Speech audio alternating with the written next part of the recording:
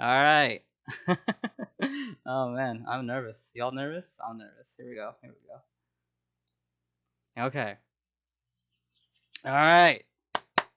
Let's get a countdown. Here we go. In 10, 9, 8, 7. Oh wait, I have an ad? No, hold on. No, wait. I don't want ads. No! Screen share has an ad. Oh, how do I stop ads? How do I stop ads? How do I stop ads? Oh my gosh, how do I stop ads? Let's wait. Let's wait. Oh my gosh, how do I stop ads? Okay. Wait, hold on. If we run a 30-second ad, then we'll stop ads. Okay, let me go. Real quick, running a 30-second ad to stop ads from coming when people join the stream.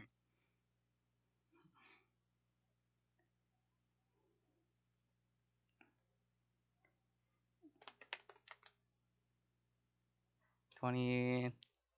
Hello, everybody here who's has ad blocker. Okay, we're 15 seconds more on this ad. I'm only running this ad because it turns off ads when people join the stream. It's 92 people. Holy freaking crap, dude!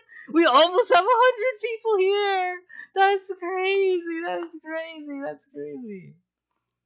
Oh man. Here we go. Here we go. Oh man, where's Mommy Crow? I haven't seen Mommy Crow yet. Okay. Is that everybody's done with the ad? Yeah? We're all done with the ad? Yes? The stream is buffering. Click. No! No. Okay. 92 viewers. Let's go. Okay. Y'all good? No more chicken chalupas? Yeah, no more chicken chalupas. Click, you good? You good, Click? You good? Yeah? We all good? Yeah? I'm waiting for Click. VTuber. Alright, we all good? We all good? I'm waiting for Click. Once Click gives me the A-OK, then it's time. You know, let's let more people get in. Takora. Okay, this is a doable Click. Kinda okay. Okay, here we go. Ad time. No. It's time. Here we go. In 10, 9, 8, 7, 6, 5, 4, 3, 2, 1. This is me. This is actually me. This is what I actually look like, by the way. This is definitely me, 100%. There you go. I'm just joking. I'm joking. Okay, this is a joke. It's a joke. Okay. This is the real one. Calm down. I got the real one. Calm down. We got the real one here. Ready to go. Here we go. I'm ready. Here we go.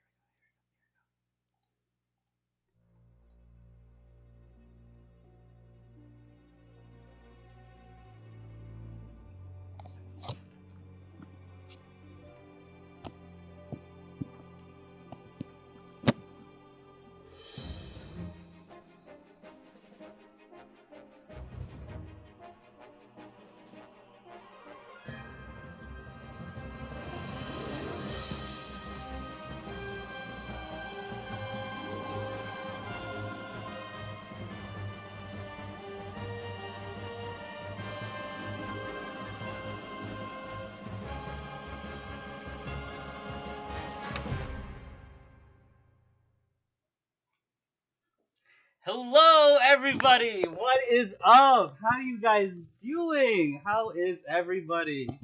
Here we go. I apologize for the. Also, my mic is like over here. I apologize for the fake out, but yeah. Here we go. And this is me. How you guys doing? What's up? Y'all good? All right. Let me get some hands. How many of y'all thought I was white? Like, be serious. How many of y'all thought I was white? Let me see some hands. Me. There you go. I knew it. I knew some people thought so. All right. This is me, guys. What's up? How you guys doing? This is what you earned. 2,023 followers. Thank you all so much. Like, I don't even know what to say. This is so crazy. Like, I cannot believe it. I like your hair. Thank you. Dude, I don't know what to do with this hair. It's like everywhere. Like, I don't even know. I'm just gonna do my best. Yeah, y'all see the Eve legs. We got the Eve legs here. You know, this is recommended by Kigo, by the way. He was like, "There's nothing on my background. There was like nothing here." He was like, "Just put the Eve body pillow here." But yeah, we got Eve legs here, so you guys can look at that. Okay. Yeah, let's go into it. We got here a little treat for you guys. So, as I said, this is the memory lane stream. Memory lane. Oh my goodness, this is encapsulating my screen. Okay, make that smaller, and then we do this. Do that. And then can I do this? Hey, there we go. Perfect. All right, everybody, welcome to the Memory Lane stream. We are here to reminisce. We are here to look at me. We're here to go back in time. We're gonna go back in time, back when I first played the game, maybe back when y'all first played the game. We're gonna hit all of them. We're gonna hit all of them and try to. So if y'all have any like memories or like things you fondly remember, like tell me, like tell all of us. We are all here. There are 131 people here. This is my biggest stream. Oh my goodness, this is so crazy. Thank you all for coming out. Thank y'all. Yeah, this is my face. This is me. This is really, really me. How y'all doing? How y'all doing? I'm not a white dude. I'm not a white dude. Okay. Yeah, so let's go back. Let's go back in time. Let's go back in time. So when I first started playing this game, um, the first thing I remember is that I wanted to play it on like an older PC that my parents had owned, right? So I was like, I was searching this website called Newgrounds. Y'all know about Newgrounds? Play the best Flash games. Y'all know about that? Oh, thank you for the follow. I'm trying to like think of some Flash games. Man, Fancy Pants. Y'all know about that one fighter game? Whatever. Newgrounds. Y'all remember Newgrounds? So there's an ad on Newgrounds for Elsword. There's an ad on Newgrounds for Elsword. It was like play your manga, and I was like, dude, I want to play my manga. Let me play my manga. So I wanted to play my manga. So I tried to get Elsword on this like old PC, like Windows 90, like what 96, 95, Windows 95, something like that. Like Windows 95. Clearly it did not work. It definitely did not work. But then a couple months later, actually, my parents gave me a laptop to use, and like the first thing, the literal first thing I did is I went, found that ad again, and downloaded Elsword. Oh my goodness. And then this was the first event that I had witnessed, me personally. I know the game was a little bit around before then, but here we go here. PowerPoint is not being nice to me. Here we go. Yeah, here we go. So 2011. 2011 is when I started first playing the game. 2011. One of the first events to come out was the Eve event. Eve was getting her second jobs. So we had Code Nemesis. We had Code Empress. Like that was like the big thing. That was like on all the boards and everything like that. Yeah, it was Code Empress coming out, and I was like, okay, cool. I've talked about this before on the podcast as well, but the first character that I played was Boy. I made an Boy. He was called Corrin. He's now deleted. He is that boy gone. That boy gone. I only got up to Sword Knight, and then like this one guy was playing Blade. Well, at the time I didn't know who it was, but it was like Blade Master, right? So he was playing Blade Master, and I was like, that's the coolest thing ever. I want that. I want to play that. So like I got rid of that Boy. Made a Raven, called it Falcon X. The rest is history there. But this is the first event. I just want to point out, this was the first event that, or not even an event, it's like the first big thing. The first big thing that happened when I started playing the game. So let's keep going. Can I just use my keyboard? No. But that. Hey, there we go. This is the second big event, the Halloween event. Anybody remember this Halloween event? Again, 2011. It was a very simple Halloween event, just some mobs here and about. And we had the really cool thing called the Gobbler title up here in the top right. I think a fan made this title. Like they made the art and design for this title. Pretty cool. Nothing really crazy there.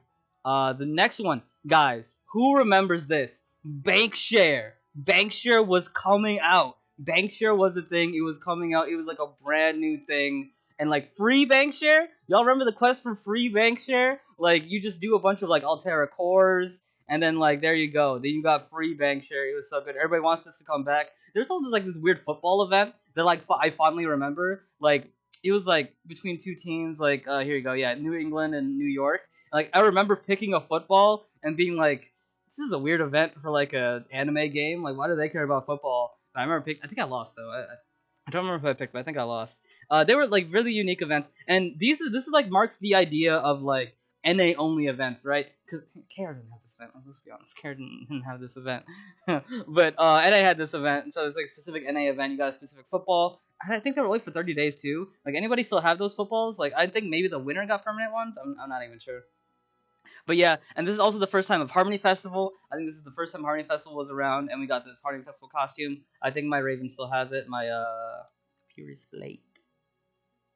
I have the football. Nice, dude.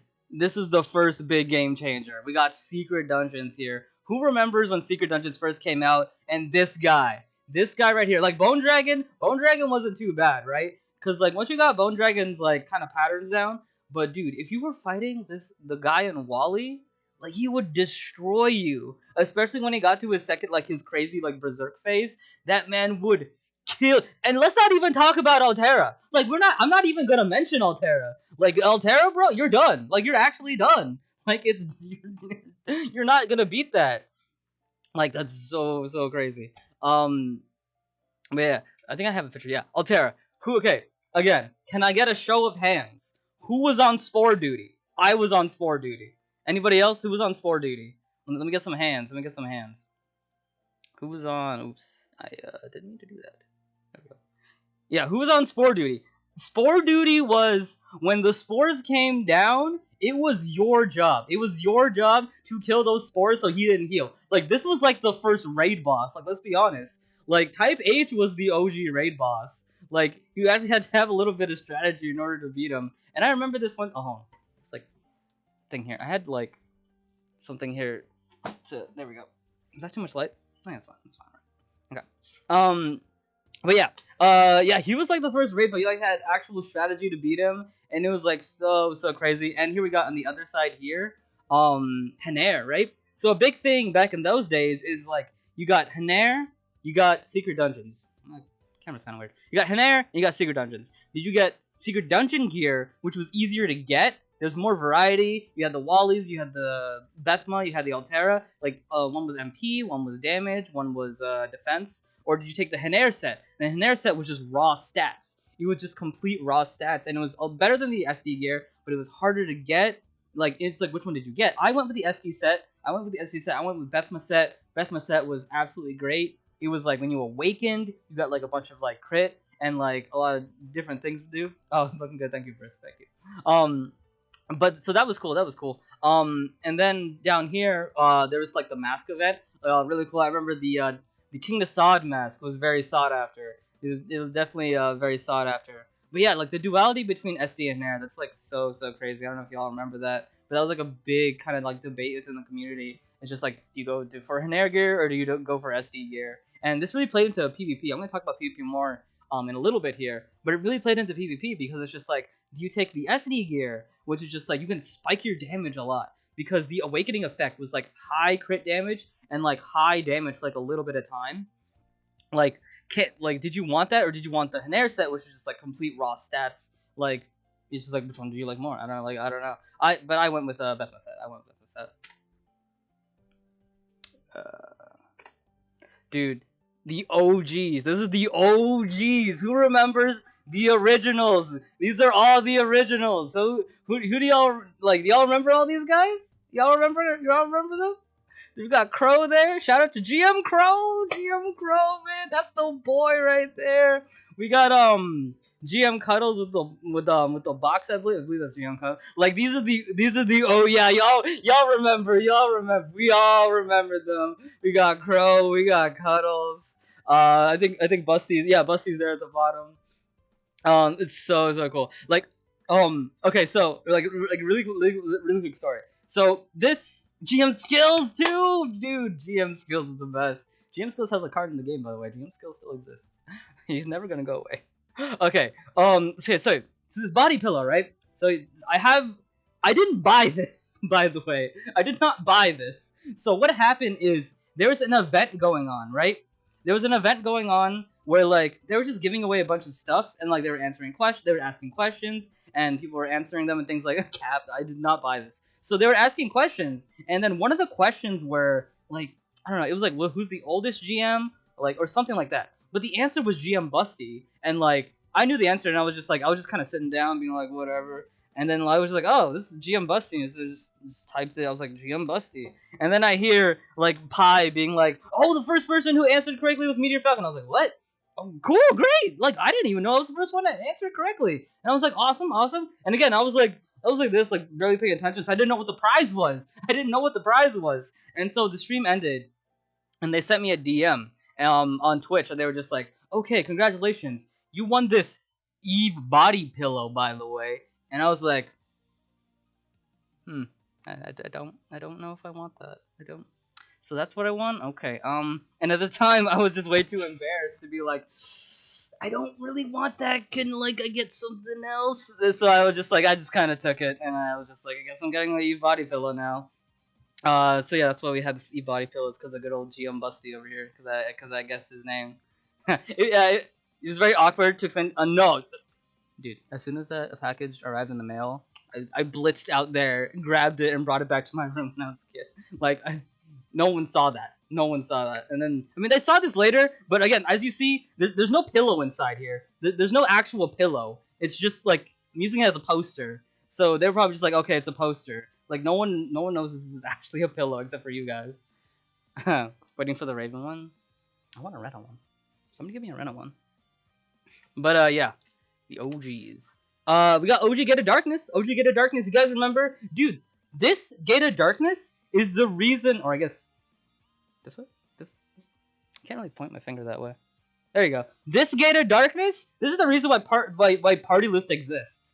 Like this thing is the reason why Party List exists, because like people would just AFK close to the crystals, and then like there's nothing you could do, because if the enemy sets the crystals, you lost. So it's just like, are you gonna lose, or are you just gonna like, nope? So you just carried them, and it was the worst. And her too.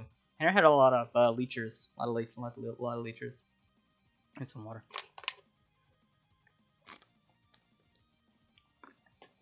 Yeah, Raven Hexacores. Yeah, y'all remember Raven Hexacores?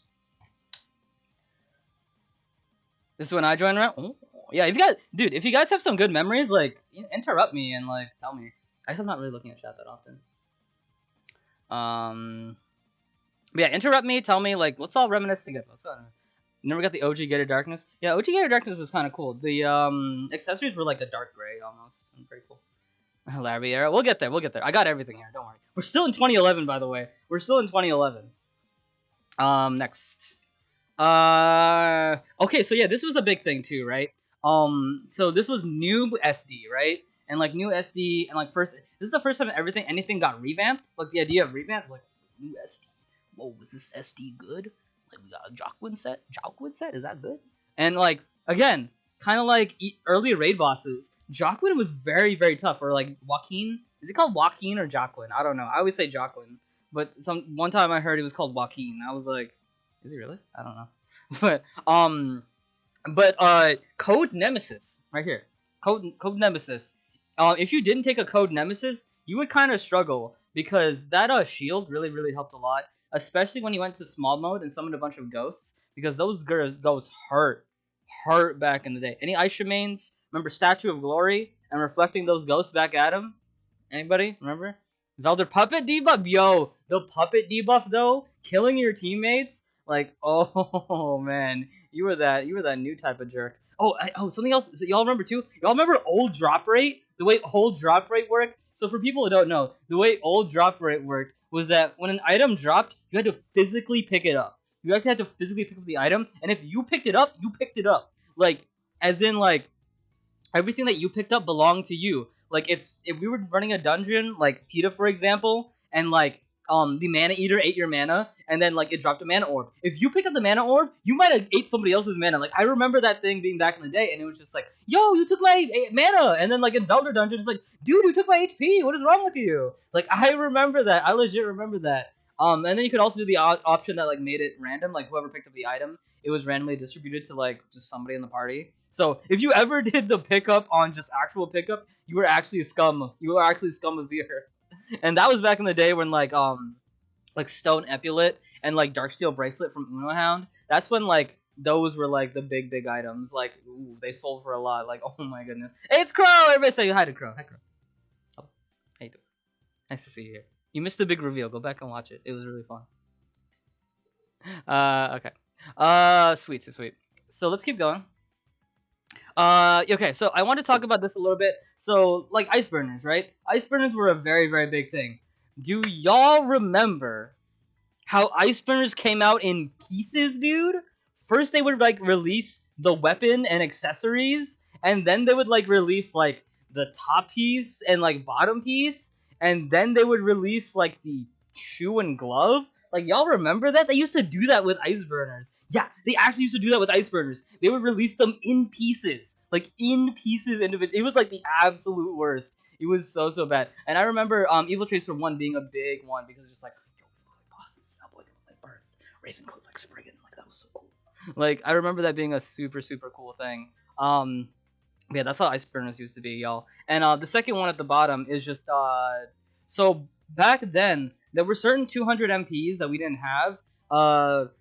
Rage Heart's Wild Charge, Blade Master's Giga Drive, and I remember this was the first time I was exposed to like the KR server because like I remember on Google seeing these like skills like Giga Drive and Wild Charge, and I was playing Blade Master at the time, and I was just like, whoa, where's Giga Drive? Like I don't see Giga Drive on my tab, and I was just like, oh wait, this other server has Giga Drive and we don't. It's like, oh, the game originally came from KR, and there's a KR server, and they have everything before us. And guys, oh my goodness, we used to be 6 months, six months behind KR. We used to be 6 months behind. Y'all know EU server? Y'all know EU server? We used to be EU, like, not we used to be EU server. We used to have, like, the time, like, that EU server has to wait. We had to wait. We had to wait that time. Yup, half a year, yup.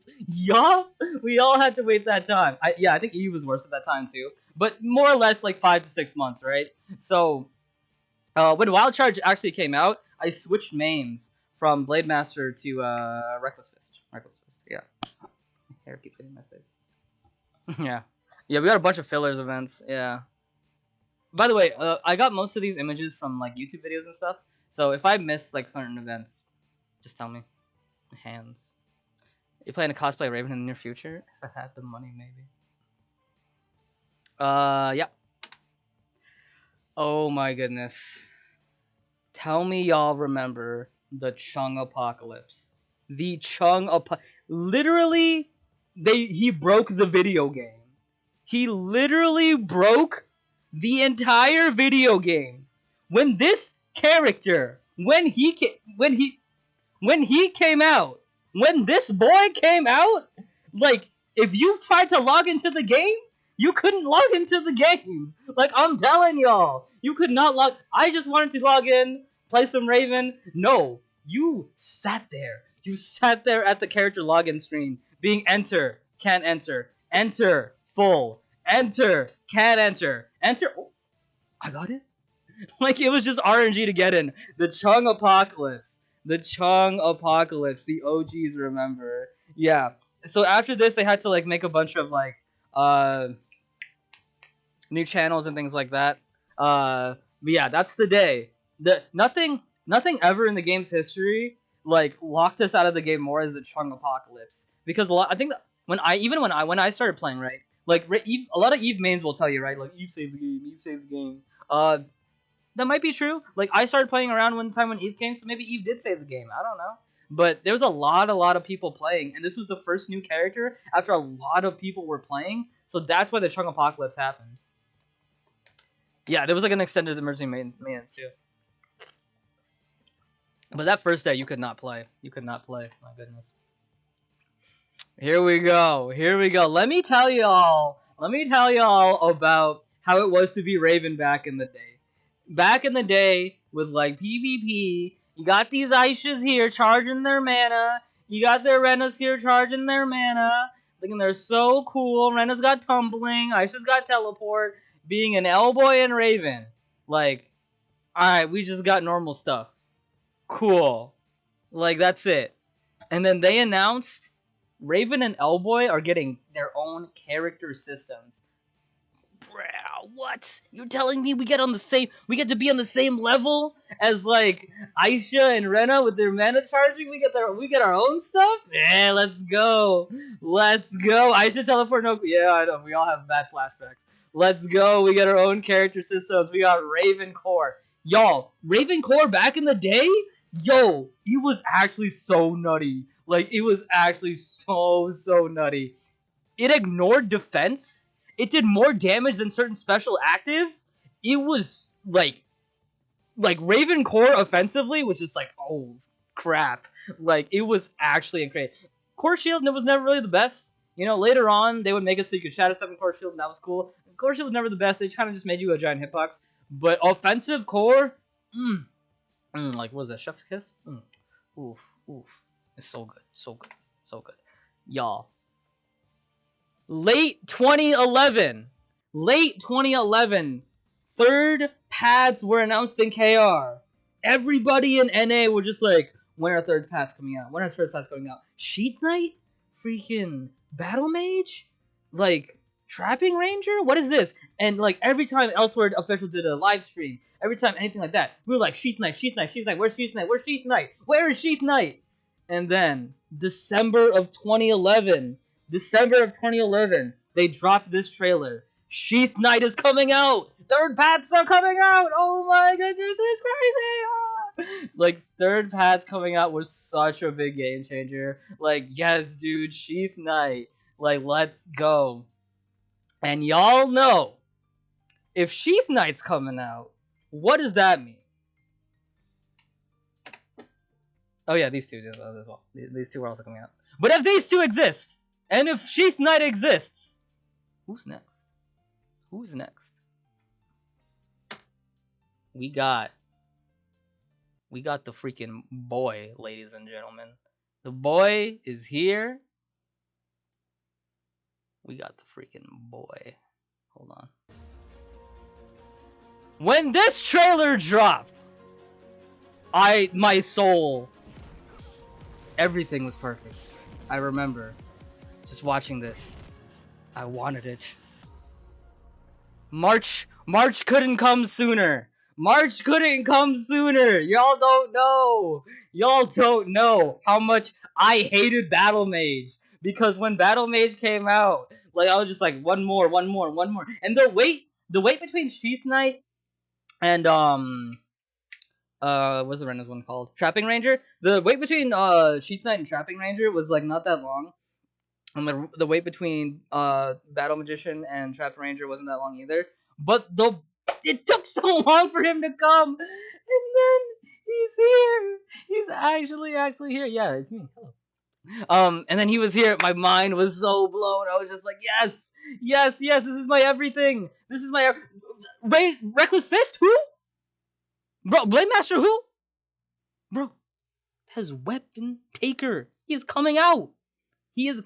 Weapon Taker existing is the reason why I'm called Meteor Falcon, by the way. I came up with the IGN before the character came out so I could have a good IGN. Like, literally my everything. Like, this right here. This over here. Literally my everything. Oh my goodness. Dude, okay. Dude, when that trailer dropped, you can check that trailer. Go check that trailer. I made this comment 7 years ago, ladies and gentlemen. This is 2012, by the way. We're in 2012 territory. 7 years ago. You can find this comment. Being like, it's time, everyone. Oh yeah, it's time. Oh yeah, Weapon Taker. I talked about this on the podcast too. But like when Weapon Taker came out, I remember coming back from high school and being like, all right, I'm just going to eat something and then we'll play Weapon Taker. And we even play Weapon Taker. That's all I'm going to do. I just want to play Weapon Taker. And then, oh my man, it was like, I wish I had all my old screenshots. Like, I was telling you guys about like the laptop that I got, right? Eventually that laptop just went bad and just like bad stuff happened and like pretty much it was not working. I had to factory reset it. Unfortunately, I didn't back up any of my old screenshots, so I didn't have any. That's why none of them are included here. So I'm sorry about that. But yeah. Real good stuff. Weapon Taker coming out was a big deal for me. This is the only real shots I have of Baby Meteor Falcon. This is like the best I got. I got the Altera set on, you know. Got the Burst Blade. I got a +9 Burst Blade. Like, y'all know about the +9 Burst Blade. That was the sauce back in the day. And the +9 Burst Blade was no joke. You got lucky if you got +9. I got super lucky. But yeah, this is Baby Meteor Falcon. Look at him in all his glory while I take a sip. Oh yeah, birth weapon. Yeah, we got the OG birth weapon. Okay, okay, we got the OG birth weapon. Nice, nice, nice. But yeah, weapon taker, love him. You all remember Fields? I remember the April Fools of 2012 when this was coming out, they like for April Fools, they did like for the loading screen, they had submitted, so the fields are here. Obviously, fields are not here as the April Fool's joke, but I remember people being really happy fields because that was like a strat back in the day. It was very hard to actually level up back in the day because not many things gave you that much exp, and then like stamina was like really stingent. Like stamina was like so super tough compared to how it is now. So fields were just like okay, you spent more time killing in fields, but it was very stamina efficient and it helped you level up very nicely. And we got field bosses, which like give you like amulets and stuff like that. But yeah, fields were like there was a reason fields existed is because it was stamina efficient, and you got more progress even if it took more time. So this is for people with more time. Yes, I do have long hair. Thank you. Like I can do that. Do that for y'all. Yeah, fields were just there. Fields were just there. Okay. And then yeah, feels cool. Veteran Commander, another fantastic trailer here. This is the boy. This is the boy. The boy is here. The boy is so here. He was so awesome. What a great trailer too. I'm just gonna show the first part. I loved how like it transitioned from like this kind of like almost 3D thing to like the main, and like I was exploding too. Like I was just like, yeah, yep. This is it. This is it. This is my man. I remember too. Oh, this trailer hit the last combo in this trailer. To this day, I still remember it. When is it coming out? Oh yeah, this too. Furious Blade stole that move, by the way. Ignition Crow, dude. Ignition Crow. OG Ignition Crow. Let's go. Deadly Raid. Deadly Raid was the sauce, dude. That was the sauce. Grenades. Grenades. I was like, oh. Yeah. I think this is yeah. This is it. This is the sauce combo. This is the sauce. We go into that. Ooh. And then oh, here it comes, here it comes, here it comes. And then they cut, and then they cut. This is like. And then the way Raven's voice actress is Veteran Commander, like, to this day, absolutely fantastic to this day. Did Twitch die? Hold on. Nostalgia. Okay. Twitch did not die. How many people are still here, by the way? I know I stopped playing the music for the play the trailer, and I've got to turn it back on. My bad. I'm still got 73 people here. Okay. I thought it would like drop a lot after people actually saw my face. Glad y'all are here. Glad y'all are here, still reminiscing with me. Reminiscing. We're chilling. We're chilling. I know, right? Dude, that combo was so sick. Okay, cool. We good? We good. But yeah, Veteran Commander was coming out. It was a very big thing, really cool thing. And I remember while these the second jobs of the third pass were coming out, they would give us cards, and the card that Veteran Commander used was Ignition Crow. The chunk card was broken because it was Tactical Field, by the way. The Tactical Trooper card. Like we just got Tactical Field. Imagine having that Tactical Field as a card. Who wants that? I want that. Where's my Tactical Field card? Let me just have Tactical Field and throw it down.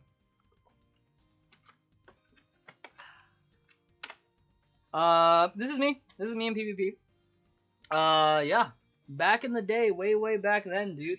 Like, it was good times in PvP. Honestly, this was good time. I correct me if I'm wrong. This is around the time where like PvP was in like its best state. Like I think maybe a little bit more into the future we need to go, but this is like around the time where I feel like a lot of PvP memes are just like this is when it was good. This was when it was really good. I think we might have to go a little bit more into the future. But yeah, dude, like look at this. Y'all see this? A level 52 is here fighting like a level 43. Like, you could come into PvP like at any level. You could come into PvP at like any level and like do pretty decently. And like I think that was like the true charm of PvP, was just like coming in at any level and just being like, yeah, I could do some work here. I could do some work. Now thinking about it, like innocent? I look like innocent? You mean NI? What I say? I could do maybe a ponytail. We'll make that the next goal. Unlock Ponytail Media Falcon. That's the next goal. Unlock Ponytail me. But yeah, just a screenshot of me. I'm sure about this, but there weren't any issues where magical and physical damage. Yeah, I think I should remember that. Yeah, there were a lot. Yeah, you know what? That's so true. There were classes where like you had to split between. Yo, y'all know the Shockwave used to be physical. I mean, magical. Like Blade Master Shockwave used to be magical, and it was just like, yeah, it's a magical. Like it was legit, just like, yeah, it's a magical attack, duh. And it's just like, this is a physical character. Why does he have a magical attack, dude? Veteran Commander. Veteran Commander. Like, his highest stat was his physical stat. Even though every single skill he used was a magical attack, his highest stat was physical. Like, I remember that for years, I was just like, why is his highest stat physical and all of his skills are magical? And, like, I remember it was just so weird. Like, why is it like this? It was just so confusing. Did Sario lag the game back in the day? The thing with like lag and like things back in the day is just like the game was just so much slower and there just wasn't that much skill spam because we just didn't have good sources of mana. Like mana pots were just like very rare and like complete recovery potions were super duper rare. So we just didn't really have that much mana to work with or like cooldowns to work with. And then as well, the dungeon never really posed a challenge where you had to need to use all these potions. Like the closest thing was like SD dungeons back in the day, and even then you could do those without potions. There just wasn't many need for them was the main thing. Just the game was just so much slower. Yeah, there was no potion chug meta. Like if you use a complete recovery potion in SD, like I remember people would be like, "Well, that's a waste. You could use it somewhere else." Like it was just different, man. It was just different. Less interesting, I would say though. Yes. Hey, Raiden. What's up? You missed the reveal. I would go back and watch the reveal. The reveal was fun. I like doing it. Thank you. Welcome. Oh yeah, I remember. So yeah, I remember soloing like Bethma. Okay, I remember what I was talking about here. So this video marked the first time I entered into the. Oh man, that 360p. I apologize for the 360p. Yeah, we got the. We talked about this story, by the way. This is you can thank GM Busty, by the way, for this. Go to GM Busty and be like, Meteor Falcon says thanks, I guess, for the body fill. GM Busty is the reason I have this. Okay, but yeah, I remember. So this is I'm gonna mute this actually because I think it plays copyrighted music. But I remember that when I first joined Veritas, before I was like guild hopping and I was in Royal Heart. But the first time I joined Veritas, I asked them and I was just like, guys, what would be some good tracks to like, because I remember guild hopping a lot and like I was trying to find like a good guild to join, and like Freeze was just one of the ones I joined randomly, and I asked them just like, can you guys give me some good music for this video? And they gave me like a lot of good music. I can't play them because I think they're copyrighted, but that was like the thing that made me stay. I know it sounds weird and stupid, but just them helping me out and like that just made me stay, like, and I just stayed with them ever since. And I've been in this guild for 7 years now, and just like that's it. This is all it was. It was just me being like, and I think before Raz was just like, hey, can you help us with this guild outro? Like tell me if it looks nice, and I was like, oh yeah, it looks cool. I'll show that to you guys later. But yeah, like this video is kind of the reason why I stayed with the guild for so long. And I'll give you like little snapshots, but check it out. We got the magic buff. On a DPS character. Y'all like that? We all had the Aisha magic buff. Let's skip this. Ignition Crow. We got Shadow Step. Never leave home without Shadow. Even back in the day, dude. Never leave home without Shadow Step. Yeah, this is how you used to play Elsword back in the day. Very slow. Things took a lot of time to kill. And I was just kind of bad, and like all I had was like a +9 SD birth weapon. I mean, but this is old Elsword. Let's zoom forward to the boss fight here. Okay, I didn't use it. I think they might have patched this out, but I remember back in the day, like what was it? I used to, oh, look at this, the strats. Oh man, yo, I'm pogging out. Look at me, dude. I'm using the strats. Hold on, baby meteor fucking kind of killing it. The strats, dude. The strats. Okay. Back then, like what was it? Burning Rush. I think they took it out at this point. but you could mash Burning Rush, like, and then just kill this guy because he'd be an infinite hit stun, and Burning Rush was so crazy. Bring back old Burning Rush, by the way. That was fun. Hey, Gabe. Gabe's here. I thought you were dead, Gabe. You're alive, though. That's cool. But yeah, this is how ST was back in the day. Let's see what drops I got, or do I not show that? I don't think I should. Oh, nostalgia! Who remembers the old windscreen? Oh, the old windscreen. The old windscreen. This takes me back. This takes me back. This really, really, really, really takes me back. This old windscreen. Such good times. Such good times. Like, I like the new windscreen. I like the current windscreen. Oh, Magic the Slider. We'll talk about that. We'll talk about that later. Yeah, I remember this old windscreen. It was good stuff. It was good stuff. Really, really nostalgic. Really, really nostalgic for me. Okay, yeah. So, this is another Halloween event. The reason why I want to highlight this is because this is the first time I got a costume. Back in the day, I was definitely not paying this game. I was like a high schooler with no job. But I did do surveys. Anybody else remember doing surveys? And I remember there was this one thing. It was like, you won 3 ka-ching for watching this video and doing a little survey, except the site glitched out, and like, the video, like, it just didn't get replaced. Like, that video thing just always existed, and I could just keep getting 3 ka-ching, 3 ka-ching, 3 ka-ching, 3 ka-ching, 3 ka-ching. So I just did that a lot, and just earned enough to, like, I think I got some, like, dragon wings, some, like, black dragon wings. It was, like, 700 ka-ching. So, that was cool, that was cool. But this is the first time. This Halloween event was fantastic, by the way. Everybody got a costume. This is updated Meteor Falcon look. This is, like, this is the picture I took for the guild picture. Guild photo. This was the Meteor Falcon look for quite a while. We got the Halloween outfit. We got the wyvern wings. We got the Miho ears and the scouter. Like that. This was the Meteor Falcon look. This was the Meteor Falcon look for quite a while. Like pretty much the entire time I was Veteran Commander. This was the Meteor Falcon look. Also, wait. What's the next thing? Okay, we'll get there. We'll get there, ladies and gentlemen. Okay. I did want Kigo thought I should point this out, but also around this time, I was meeting a lot of people in game and talking to a lot of people. Listen, guys, just be careful who you're friends with. That's all I'm gonna say. Like, this is such an old story that Kigo had to remind me. But, like, just be careful who you're friends with. Just sound judgment is good. Sound judgment is very good. That's all I'm gonna say. Just use sound judgment. It's nice to have a lot of friends, and it's nice to know a lot of people. But, like, use sound judgment when you're, like, meeting people in game. Let me tell you guys about old PvP, right? In old PvP, you had to have a certain amount of speed. So, you would stack a good amount of attack speed, right? You still stack it to this day.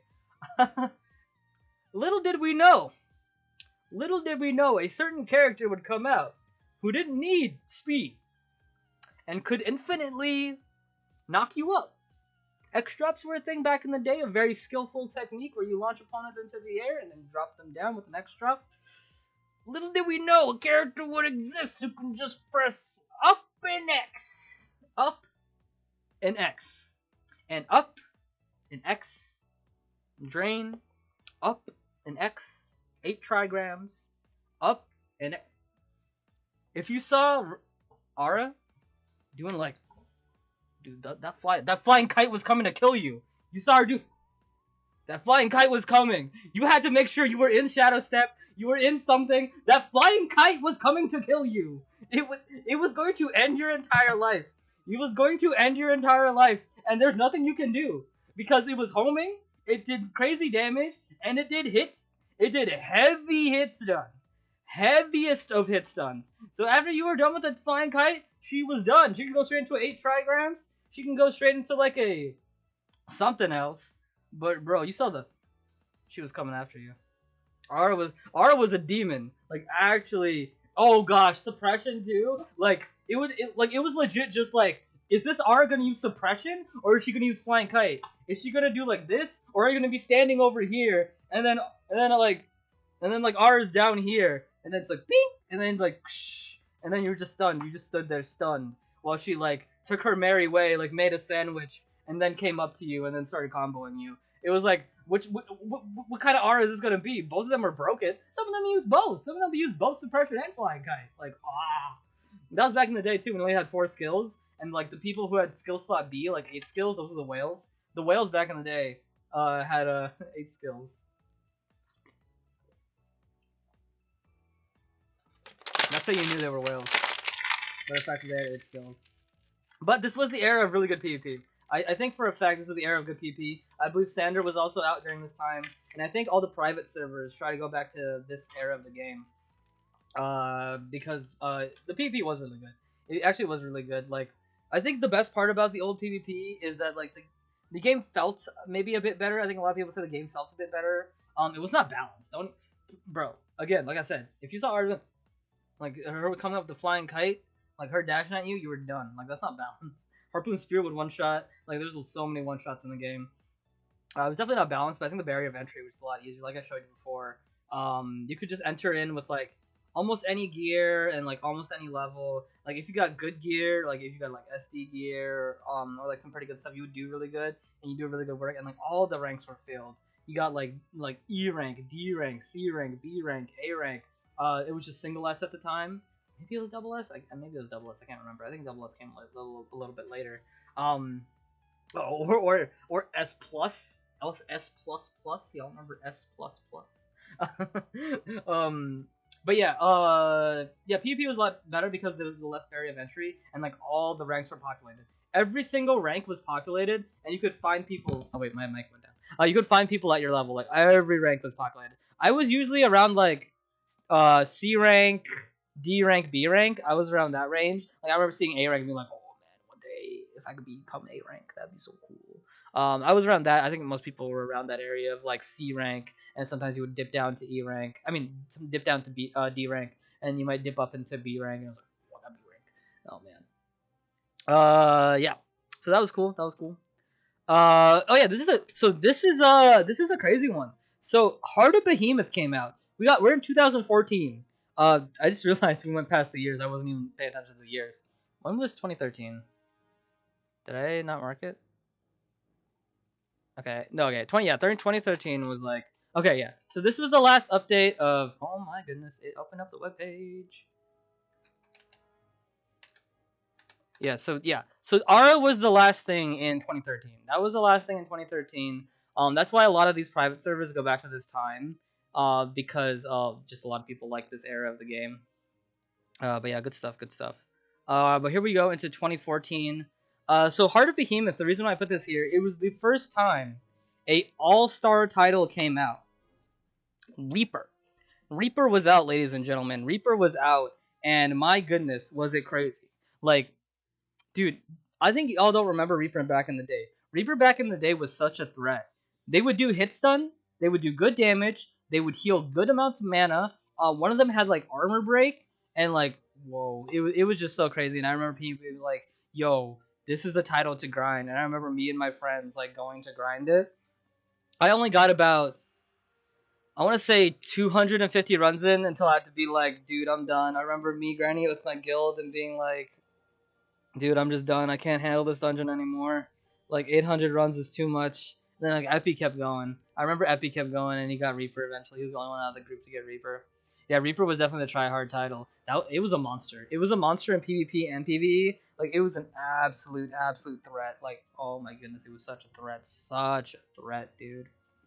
But yeah, Reaper. Alessis mains in chat? Anybody?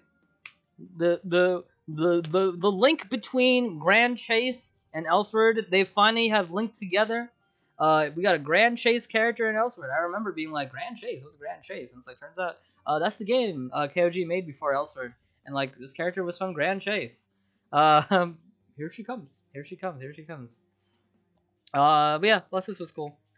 Oh yeah, Elsword was getting greenlit on Steam around this time. And there was like an Elsword greenlight event. And then there's definitely an Elsword greenlit title. Yeah, it was pretty pog. Like nowadays, you can like make freaking guy burns toast and falls down and put that on Steam for $20. But back in the day, it was actually pretty difficult to get a game into Steam. Like, you had to like work pretty hard. You had to show that your game was actually worth it and like people were playing it. And Elsword finally did that. Elsword finally did that, and it was like a big thing. We had a big population boost around the time Elsword got on Steam as well. Also, good thing to note, whenever people are talking about the game and they're just like, "Oh, Elsword is dying" and things like that, and they reference Steam numbers, that's how you know they're kind of a sham, because most people play with the Elsword launcher. Not many people play with the Steam launcher. Most people play with the Steam launcher don't like putting their IGN in every time, and like some people just like using Steam more often. But I feel like most of the community does use the launcher still. Something to note. All right, but yeah, Alessis came out. Hyperactives. So the lore with Alessis and like the big cutscene when she came out was like her saving Elboy, using hyperactives, and hyperactives were just like, whoa, dude, the ultimate skill. Hyperactives, dude. Like, yes. Hyperactives were the stuff. Power Stun. I think Ara might have created Power Stun, and then I can't remember if Rock Stance had Power Stun or was it Normal Stun. I feel like she had Power Stun first, and then Hypers had Power Stun. I'm trying to remember, but I think she had Power Stun first. But then, like, yeah, all these crazy skills, they all had Power Stun. They were all really cool. We all loved them. And oh my goodness, did we all hate the Hyperactive quest. Oh my goodness, the Hyperactive quest was a killer. We had to do Haner like 20 times at some point. I think it was like 10 times either, or 20 times. Yeah, VP and CBS Hyper was a meme, yeah. And then like you had to do like SD like 5 times and get like not confirmed drops. They were not confirmed drops, but like you had to get it like 10 times, and then you had to do SD hells and get those drops like 5 times, and again they were not confirmed. Let's say that Ad was released. We'll get there. Ad is coming up soon. He's coming up soon. I think he's after Alessis actually. HA and PvP. You would be so depressed, yeah.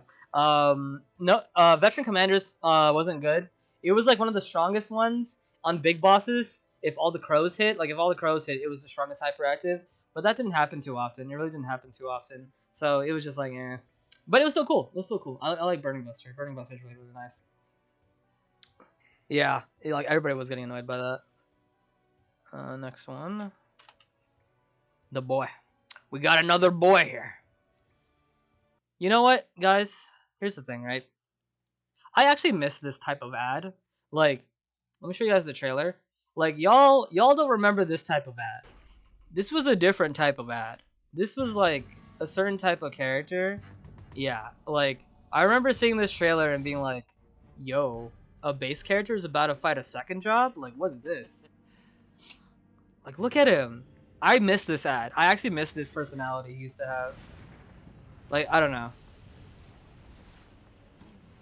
He got too nice, or like, too, what are they called? He got too domesticated. Look at the animation here, so good. Such good animation here. Absolutely fantastic. And his laugh, dude.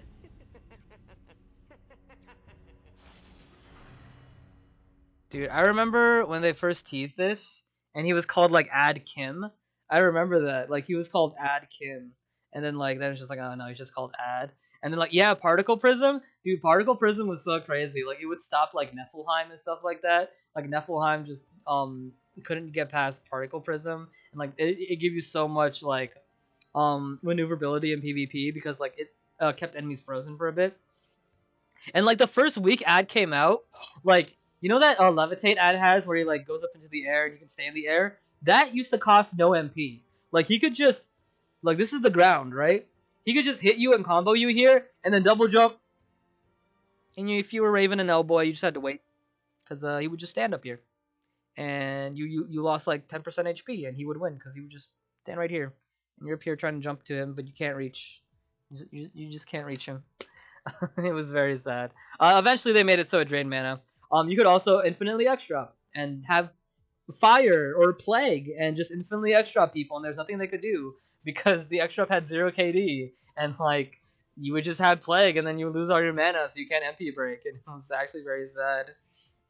Yeah, and then Lunatic Psyker with the punches. Like even if you didn't want to do the cheese strat, if you just did like special active warp punch punch punch punch, like that was just good too. Like that was just still good. Like you just had many options to do as that. Yeah, add in PvP was a threat, such a threat. Mastermind was crazy too. Mastermind with the what's that skill where he links to you and he's just like, well, whatever, Tracer maybe, I don't know. But Chaser was a crazy skill because you could just walk up, Chaser, and then they were just in hit stun and you caught them after, and then they bright mana broke, Chaser, and then you just kept catching them over and over and over and over again. And if you want to do damage, you would do I forget what it was called, but it's still a good skill now where like he just does a lot of lasers to you. I forgot what it's called. Uh, so crazy. Super crazy. Ad was such a threat. Such a threat. Heltreon. We got here the first raid bot. Are we still in 2012? 2014. Yeah, we're still in 2014.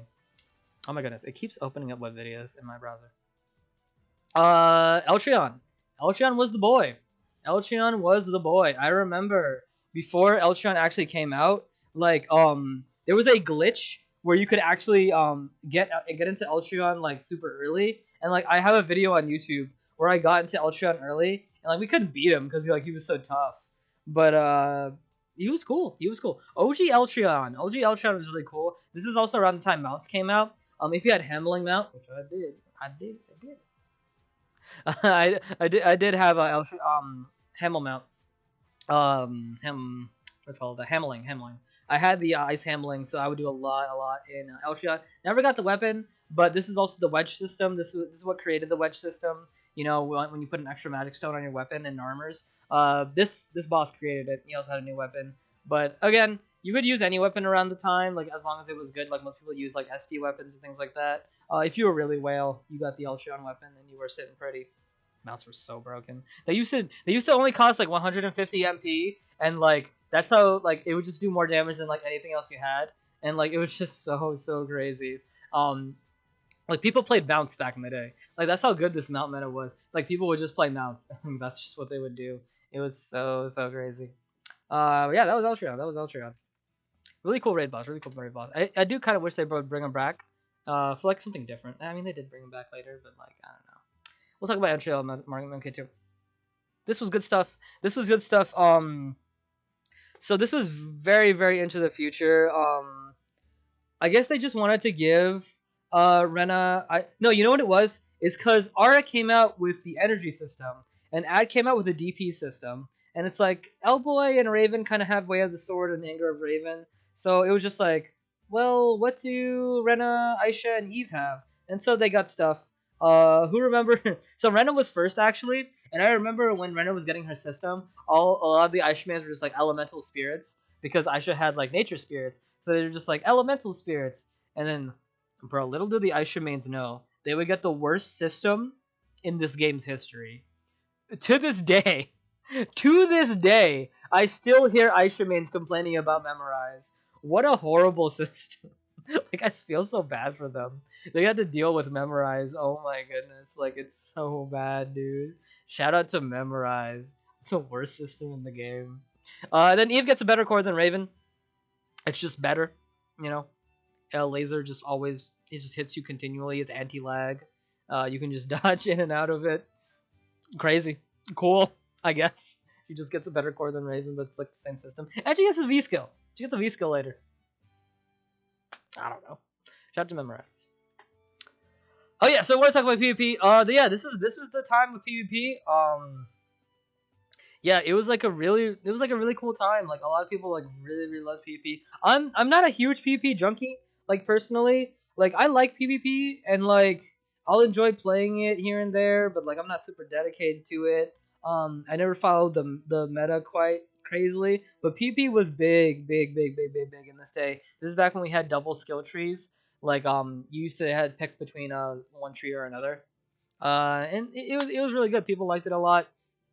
It was very enjoyable. This one plus 11 first started existing. Before then, I think it just went up to plus 10. I had a plus 9 at the time, so I was doing pretty good. This one plus 11 first started existing. Like plus 11 was like, oh, plus 11. Oh, the whales are coming in with the plus 11. Oh no. Oh no. Yeah, and like sparring gear was around this time too. Sparring gear was really good. I think you could even use sparring gear in like PvE, and it was like still semi decent. But it was a good time for PvP. It was actually a really good time for PvP. Like as much as I don't really like private servers for certain reasons, I will respect the fact that they go back to this era of PvP because it was better, just because it was a lot easier to get into maybe PvP. This big barrier of entry of like gear, it still existed, but like you know the like you had the tops, right? You had the tops of like double, triple S. I'm not even a triple S thing at the time. You got double and single S right here, and like, but if you had like mediocre gear, like you could still get a lot of matches in like the D rank, C rank, B rank. The problem now with PvP is just like everybody's up here. You got triple S, double S, single S, A rank. There's no B rank, no C rank, no D rank. Like these other ranks don't exist. It's just the higher's up. Like you start at A rank, which is like right here. Like let's think about like this, like E rank, like E rank, D rank, C rank, B rank, A rank, S rank, double S rank, and then eventually triple S rank. This current PvP is just right here. Like this stuff doesn't exist, and that's a problem in my opinion. Like it's only from A to double S. Everything else like literally doesn't exist, and that's what made old PvP good. Is that everything existed. You could get oh yeah, shout out to the F ranks. Y'all, anybody here F ranks? F ranks, shout out. That's what made old PvP good though. Is that no matter what level of the game you entered, you would find a good match and you would find people that you could fight because every single rank was populated. So many ranks were populated. You could find so many people, and then you could PvP on hour and hour and hour, and you would always be making progress, and it was really fun. There was just so many people in PvP, and that's what new PvP is missing. Is just like all these ranks just don't exist, and there's not that many people playing. Like this is all the PvP is anymore. When it used to be all of this, it used to be all of this. Now it's just this. Very. I cry for PvP. I do cry for PvP, even though I'm not super competitive in PvP. I do cry for PvP because I do love it. I love the mode. I love the mode. Drabaki, dude. Y'all remember OG Drabaki? It was like y'all thought Eltron was tough. Y'all thought Eltron was tough. How about Drabaki? Eltron's gone. Eltron's got his big brother is here. We got some lore too, going to like ours area. Going to like Fallman's Peak, I think that's what it's called. Going to Fallman's Peak. Oh, you weren't here for OG. OG Jabaki was tough, dude. Like, think of how he is now. Except like we were very undergeared, and like it was just tough. It was just really tough. Like I remember hating Jabaki so much. I was like, oh man, Jabaki, dude, Jabaki's here. Where's Eltron? I miss Eltron. He was he wasn't too bad though, because I had ice handling. Like thankfully I had ice handling, so it wasn't too bad. But Jabaki was pretty tough. He was pretty tough. Yeah, I mean that's pretty much it for Jabaki. Unless you guys have some memories, I'm going to some water over here. Let's slide on over here and grab it. This other water ran out. Look at Eve legs while I go away. Okay. Yeah, he has his own weapon too.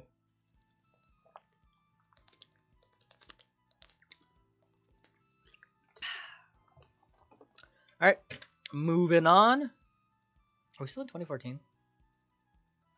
Magic Wardrobe. Y'all remember when Magic Wardrobe first came out?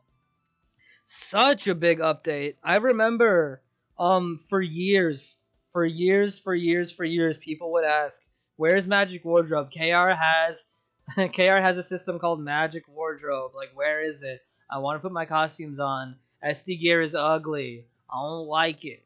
Give us Magic Wardrobe. And I remember Magic Wardrobe and KR, by the way, I'm not sure if it's still like this, but back in the day, it was a mess of code. It was a mess of code. And like that's why they couldn't bring it over, because it was like such a mess that they had certain people just keep Magic Wardrobe in check. Excuse me. But yeah, Magic Wardrobe was a big thing, and then when it finally came into NA, people freaked out, and it was like, oh yeah, Magic Wardrobe is so cool. Lovely stuff. We still got 64 people here. Wow, thank you guys so much. Magic Wardrobe was cool though. Yeah, KR had it for the longest time, dude. The longest time. Who remembers this? I'm not gonna say anything. Tell me who this is. Let me see the OGs. Bring the OGs over here. Who knows who these are? Who knows? Who? Tell me the names. No, yeah. Just tell me the name. Yeah, who knows the names? Let me get the OG class. No. It was not Time Tracer.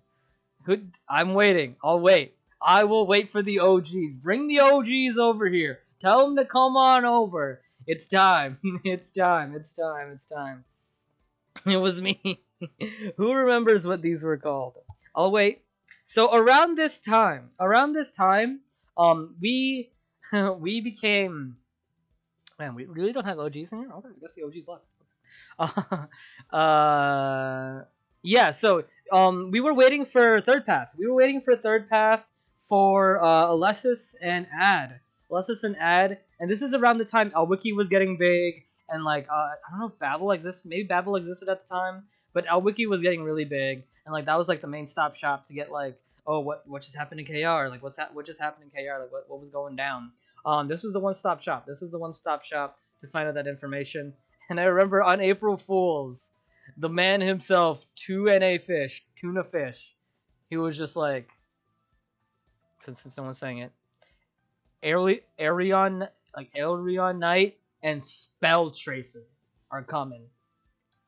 This was Spell Tracer, and this was like Ariel, like some Ariel Knight, something like that. Like this one was hard to remember. Spell Tracer though, I remember it being like, yo, Spell Tracer's coming out, and Ariel Knight is coming out. Like, oh no! I also remember Shield Knight. Who remembers Shield Knight? Shield Knight was another big one, another big rumor going around. And it was just like, whoa, and then yeah, it turned out this is just April Fools. Just some April Fools. Spell Tracer's not a thing. This was just a mock-up. This was a mock-up as well. Yeah, he just trolled all of us. But yeah, Spell Tracer. Who remembers that? Air to Island, first version. This second version. Oh, we didn't talk about old Erida much because it sucked.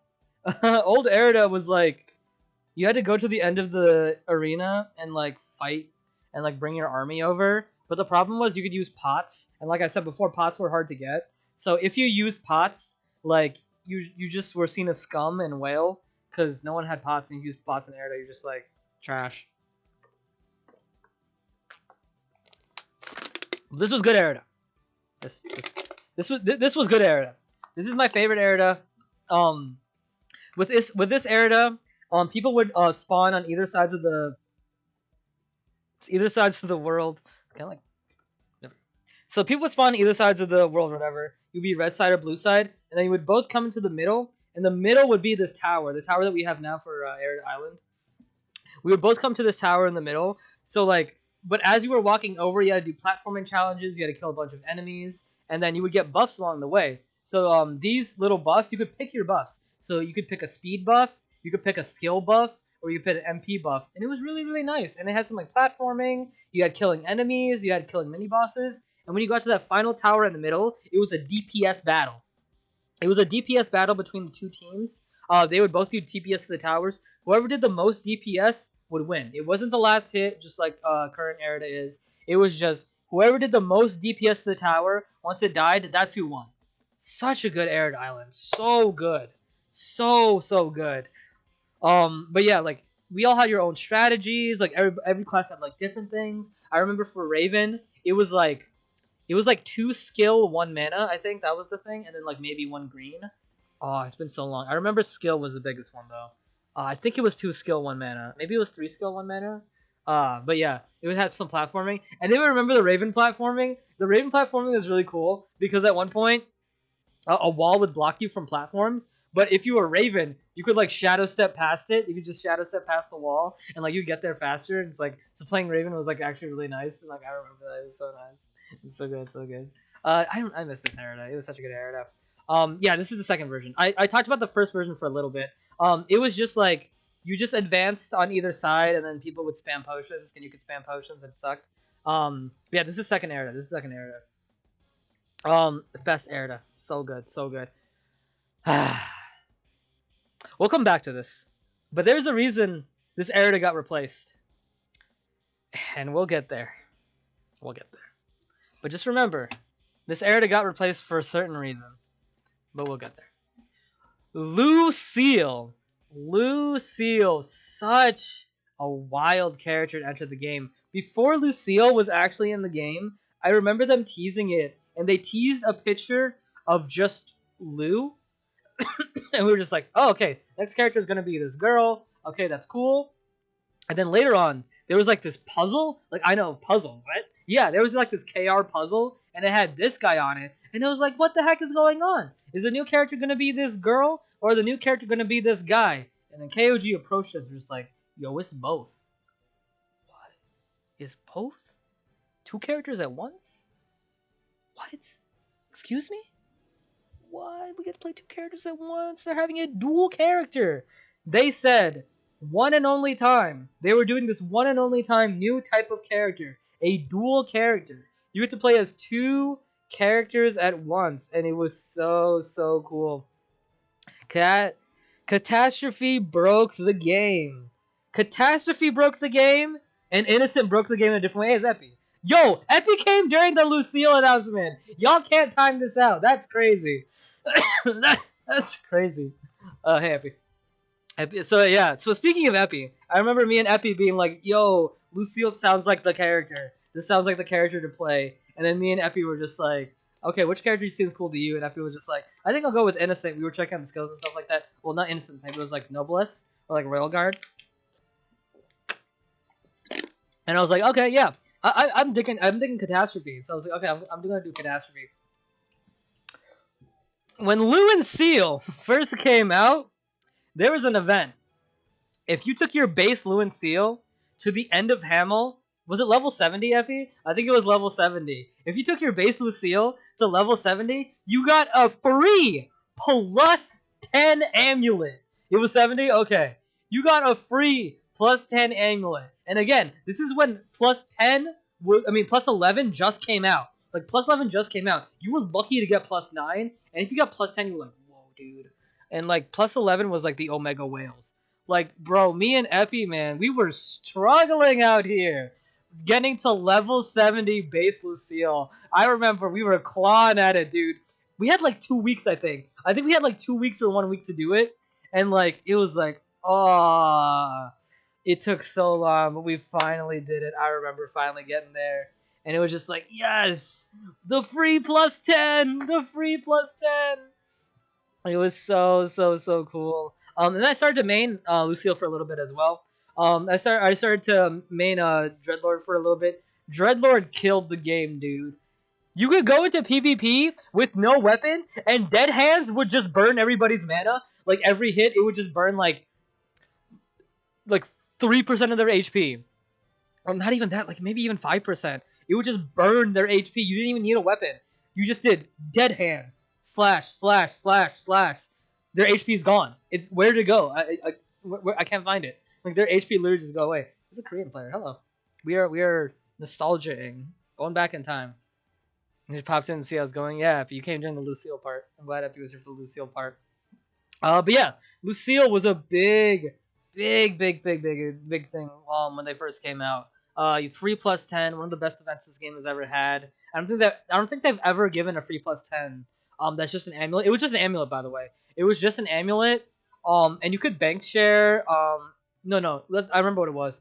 You could, because some people would do is they would make an SD weapon on Lucille, but they would make like an Elboy weapon, or they would make a Raven weapon or an Eve weapon. Use the plus 10 and then put a seal on it and then give it to their main. And they would just give it to their main. I remember Raz doing that. Really crazy event. Lucille was a big thing when the game first came out. Such a broken character. And to talk about Noblesse for a little bit, y'all know about Marabas? The death sentence of Marabas? Marabas, dude! Marabas was such a killer. And the worst part, too, is that if you use Marabas in PvE, you were like such a jerk because Marabas had memory leak. Like for some reason, I don't know why. Marabas had freaking memory leak. So every time you just like Marabas, like for some reason the game thought the Marabas thing was still there. So as you kept using Marabas, like the game just got more laggier as you kept going. Like so much lag.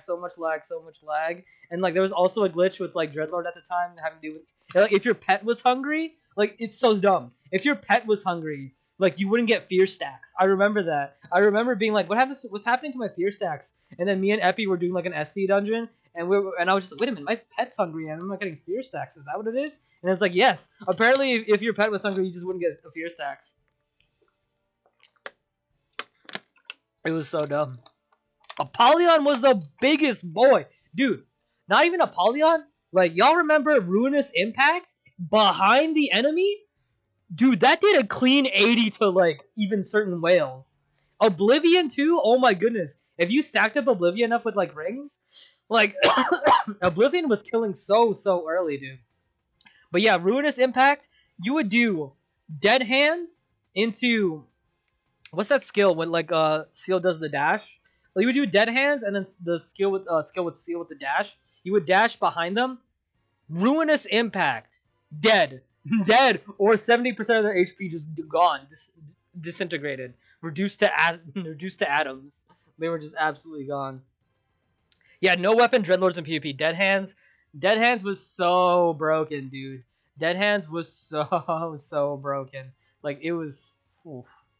Oh my goodness. I don't think it was Darkness Cutter. He like does a. It was like Wolf Fang. Like if you missed it, he got his 50 MP back.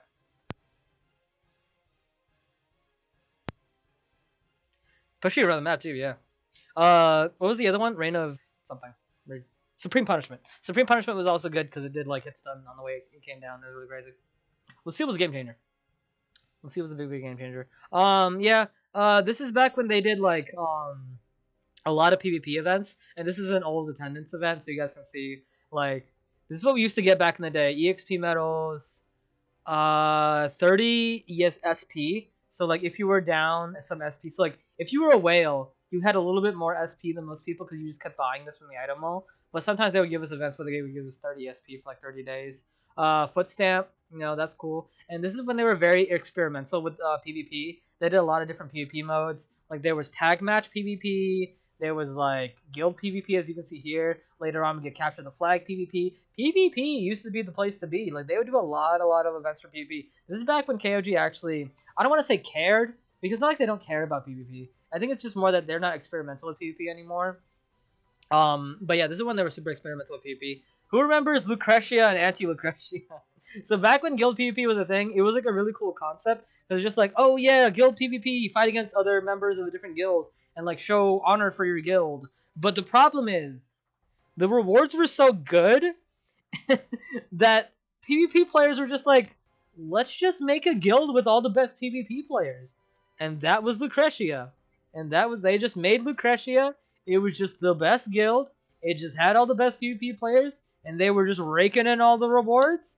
And then like eventually anti-Lucretia came out, and like they could actually go a little bit toe to toe with Lucretia. But I think Lucretia was almost always, maybe sometimes anti-Lucretia came first. But yeah, it was crazy. It was crazy. I think that was like Aether Flow was another big one. I think Aether Flow came in too. Yeah, that sounds so familiar. Yeah, Lucretia, anti-Lucretia. I think Aether Flow was the other big one. Yeah, it was really toxic, and like it was a good idea though. It was such a good idea. It was a really good idea, but the execution just people just manipulated it so much to get the best rewards because they were really good rewards. Good idea though. Yeah. What is this? We got some Lucille Pvp. Probably copyrighted music. Check this out. Look at this. Look at this. Ooh, bang! Look at this. Look at their HP. Here it comes. Bang, bang, bang. This is just gone. She's just losing it all. Dude, this was how it was back. You would just decimate. Absolutely decimate. She had like a little bit more than half, I think. Yeah, a little bit. She had a little bit more than half, and then you would just absolutely decimate. This is the skill I was talking about, by the way, where you would like dash behind them. Like that's what you would do. You just dash, do your stuff. You got fear stacks on them. Mana break? Nah, bro. Dead hands. Get out of here. Dead hands. Supreme punishment. Get out of here. You're done. It was absolutely disgusting. Absolutely disgusting. What a disgusting character. But I played this character. This is my secondary. I played this character. Disgusting character.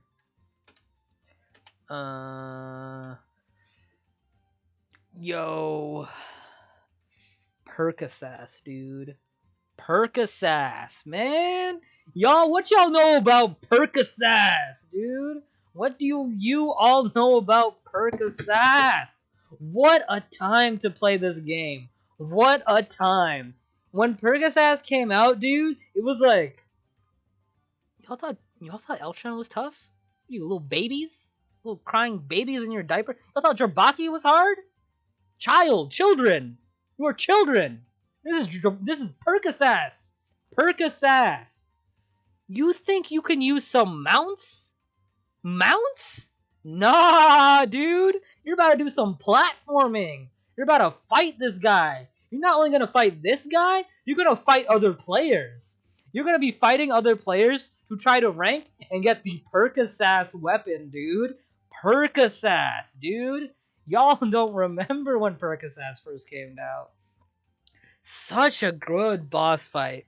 Such a great boss fight. Like, I remember, like, this is when I eventually lost that laptop, and this is when I started getting my PC that I'm using now, is when Percocet first came out, and I remember me and the guildies being like, just like, man, because he didn't have this laptop, because there's no way you're about to do Percocet with that laptop.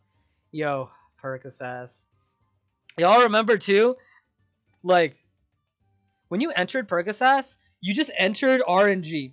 It was just RNG entry, and then it's just like, okay, we're here now. Like, we're just here now. Like, I guess we're going with this team. And like, what you would do if you were smart is you would have a group together, and you would all gather up in a rest spot, and you would be like, okay, 3, 2, 1, go. And one person would be like that, and we would all go at the same time. It's like, okay, is everybody here? Is everybody here? Is everybody here? And if everybody wasn't there, just be like, okay, leave. Let's try again. Okay, 3, 2, 1, enter, and then you would enter people. There was no party. There was no like nothing you could do. You just had to RNG enter with your team and then like try to get good. And like if you wanted to get high ranking, that's what you would do. But yeah, yeah, and you only had 10 seconds. You had 10 seconds, and then it would start. But yeah. Also, if you were playing Lucille and you were playing Nobilis, Marabas, you were just seen as a jerk because Marabas had memory leak and it was really bad and they couldn't use their best skill. So it's either you were making everybody else's lives a horrible time or your own life was a horrible time. Like, feels bad, dude. Feels bad being a Nobilis back in those days. Yeah. Percocet. Whoo, guys, y'all remember this? Y'all remember this? The revamp. The first big character revamp. They revamped everything. Raven got a new mod. Like, everybody got new models. Everybody got new base models. Everything was getting revamped. So many revamps all across the board. Like, so many classes got updated. Absolutely crazy. Raven lost his 5 head. He no longer has 5 head now. He has a normal head now.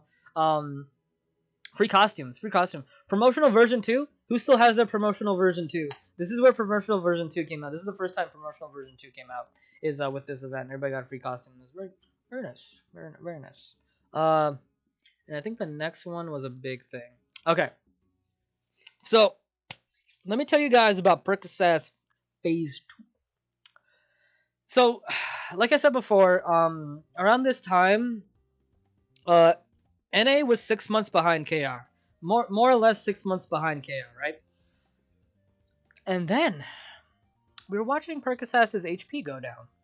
And it would go every week it would go down about like 2%, 1%. So it's like 2%, 1%, 2%, 1%, 2%, 1%. And then suddenly he lost like 5%. We're like, what's going on? What Percocet, you okay, dude? Like what's going on? Like suddenly Percocet's phase 1 lost so much HP and he kept losing it. Like we were just like, what's going on? What's happening? And as it turns out, we're getting Percocet's phase 2. And we were just like, what? We're supposed to get phase 2 in like 4 months, like 5 months. Like, what's going on? And it's like, phase 2's coming out in 2 weeks. What? What's going on? Like, what's actually going on? We were so confused.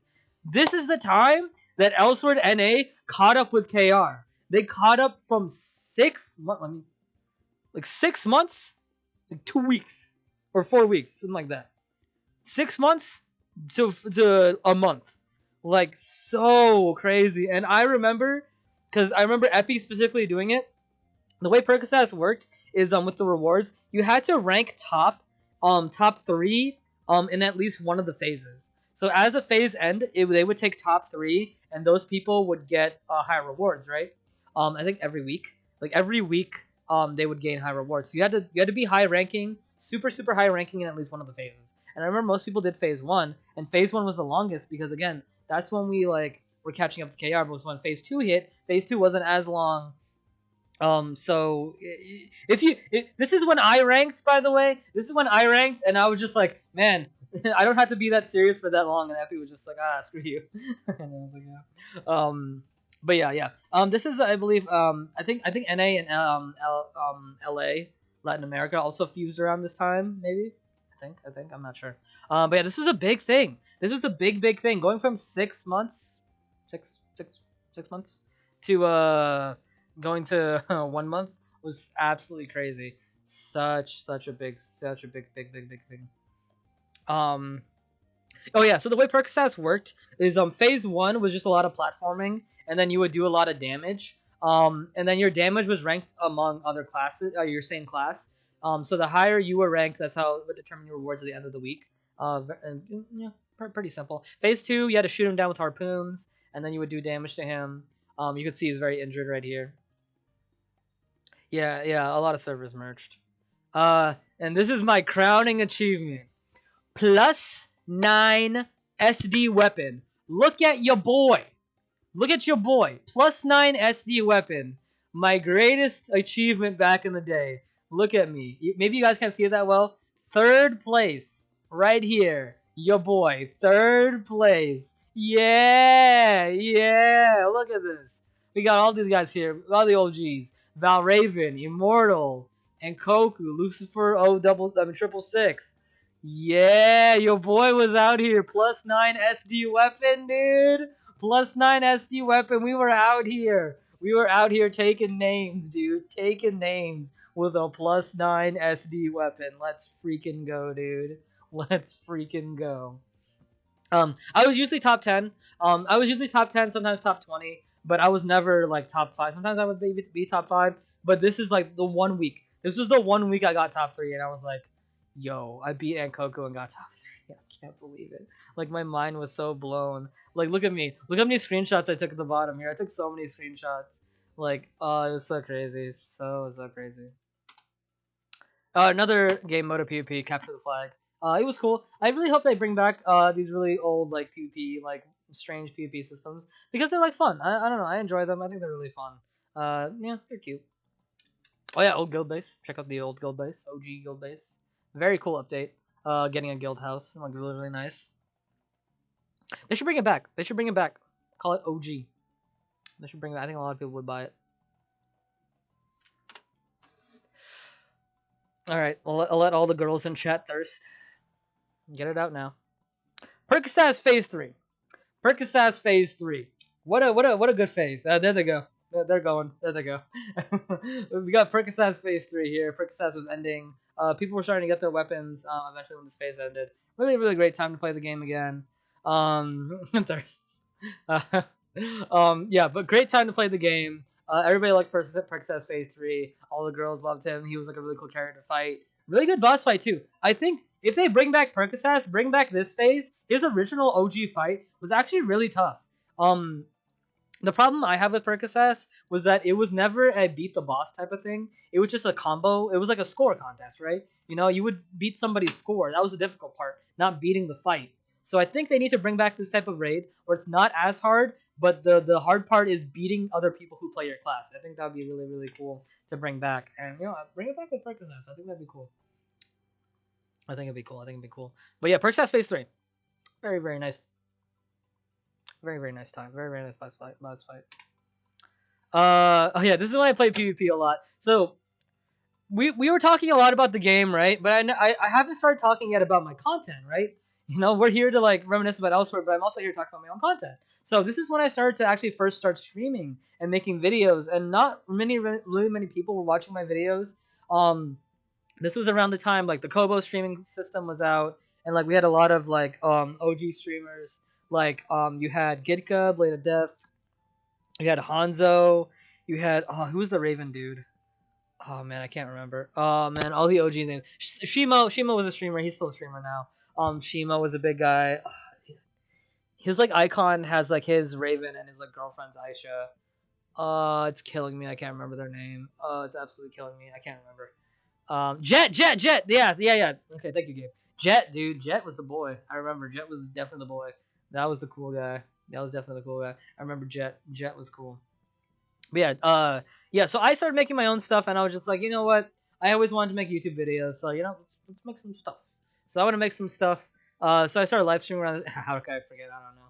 He was the cool guy though. Yeah. So I started making some stuff. This is just a highlight of one of my favorite moments I had in those old streaming things. No one was watching me, by the way. Like literally, literally, no one was watching me. But I was still trying my best to have fun, and this is one of my funnest moments right here. I have no mana. Sweet, he's white field. Wait, can I do higher quality? I don't think so. I think it's lower quality because it's on PowerPoint. Waste time.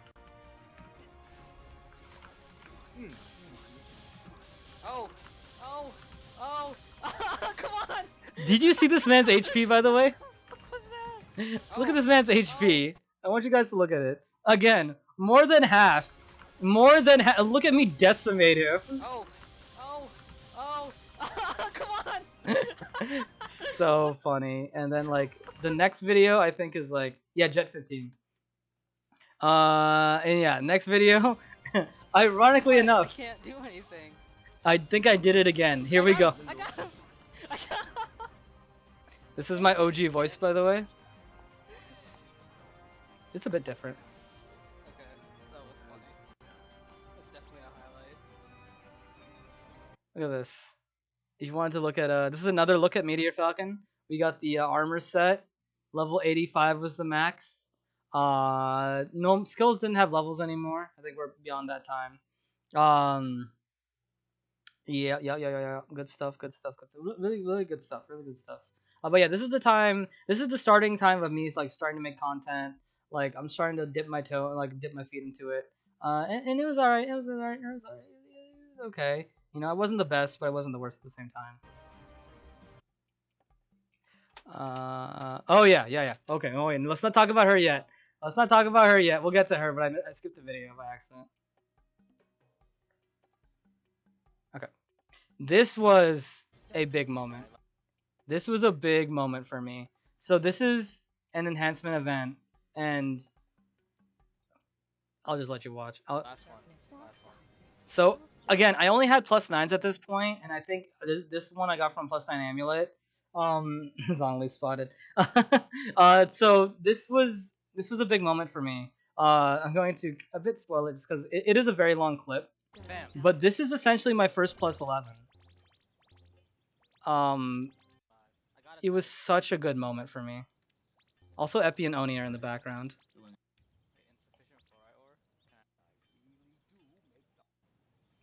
Here we go. Also, the English dub is around this time. Like, congrats, thanks. Y'all remember item level, by the way? Item level was a thing. So I got a +10, and I was like, I don't know, man. What do you think? That's up to you. Am I still safe? OG Epi, by the way. I would assume so. I think Epi was salty I got the +10 and 11. I would be too. Here we go. Here we go. Here we go. So wait, so I believe. wait. Oh, +11! Yeah, baby. Ah, Epi. Epi's my favorite. Ah, dude, I love Epi. Epi's the best. That's Epi in the background, by the way. I think he like smashes his desk or something. I would too. +11 was so hard to get, and I got it as like free to play. What a great time. What a great time, dude. Epi's the best. Not bad. But yeah, that was me getting my first +11. Oh, I don't want the video to play. But yeah, that was me getting my first +11. It was great. It was such a good time. Like, that was so amazing. Like +11, dude. Like, I think this is the time when plus 12 came out, or plus 12 was coming out. So plus 11 was a big deal. Yeah, it was so cool. Not bad. Not yeah, dude. I love quoting that. Yeah. By the way, my donation thing, if I get money, is that, by the way, is me getting the plus 11. Is me getting the plus 11. It was so crazy. Plus 11 Percocet's weapon. That took me far. That took me so far. It was so crazy. Free to play. Free to play. Absolutely free to play. I got all the materials with ED, all that stuff. Even back then, I had the strats to get plus 11. Even back in the day. Okay, it's time. Oh man, it is time to talk about this character. So PvP. PvP was an interesting place to be.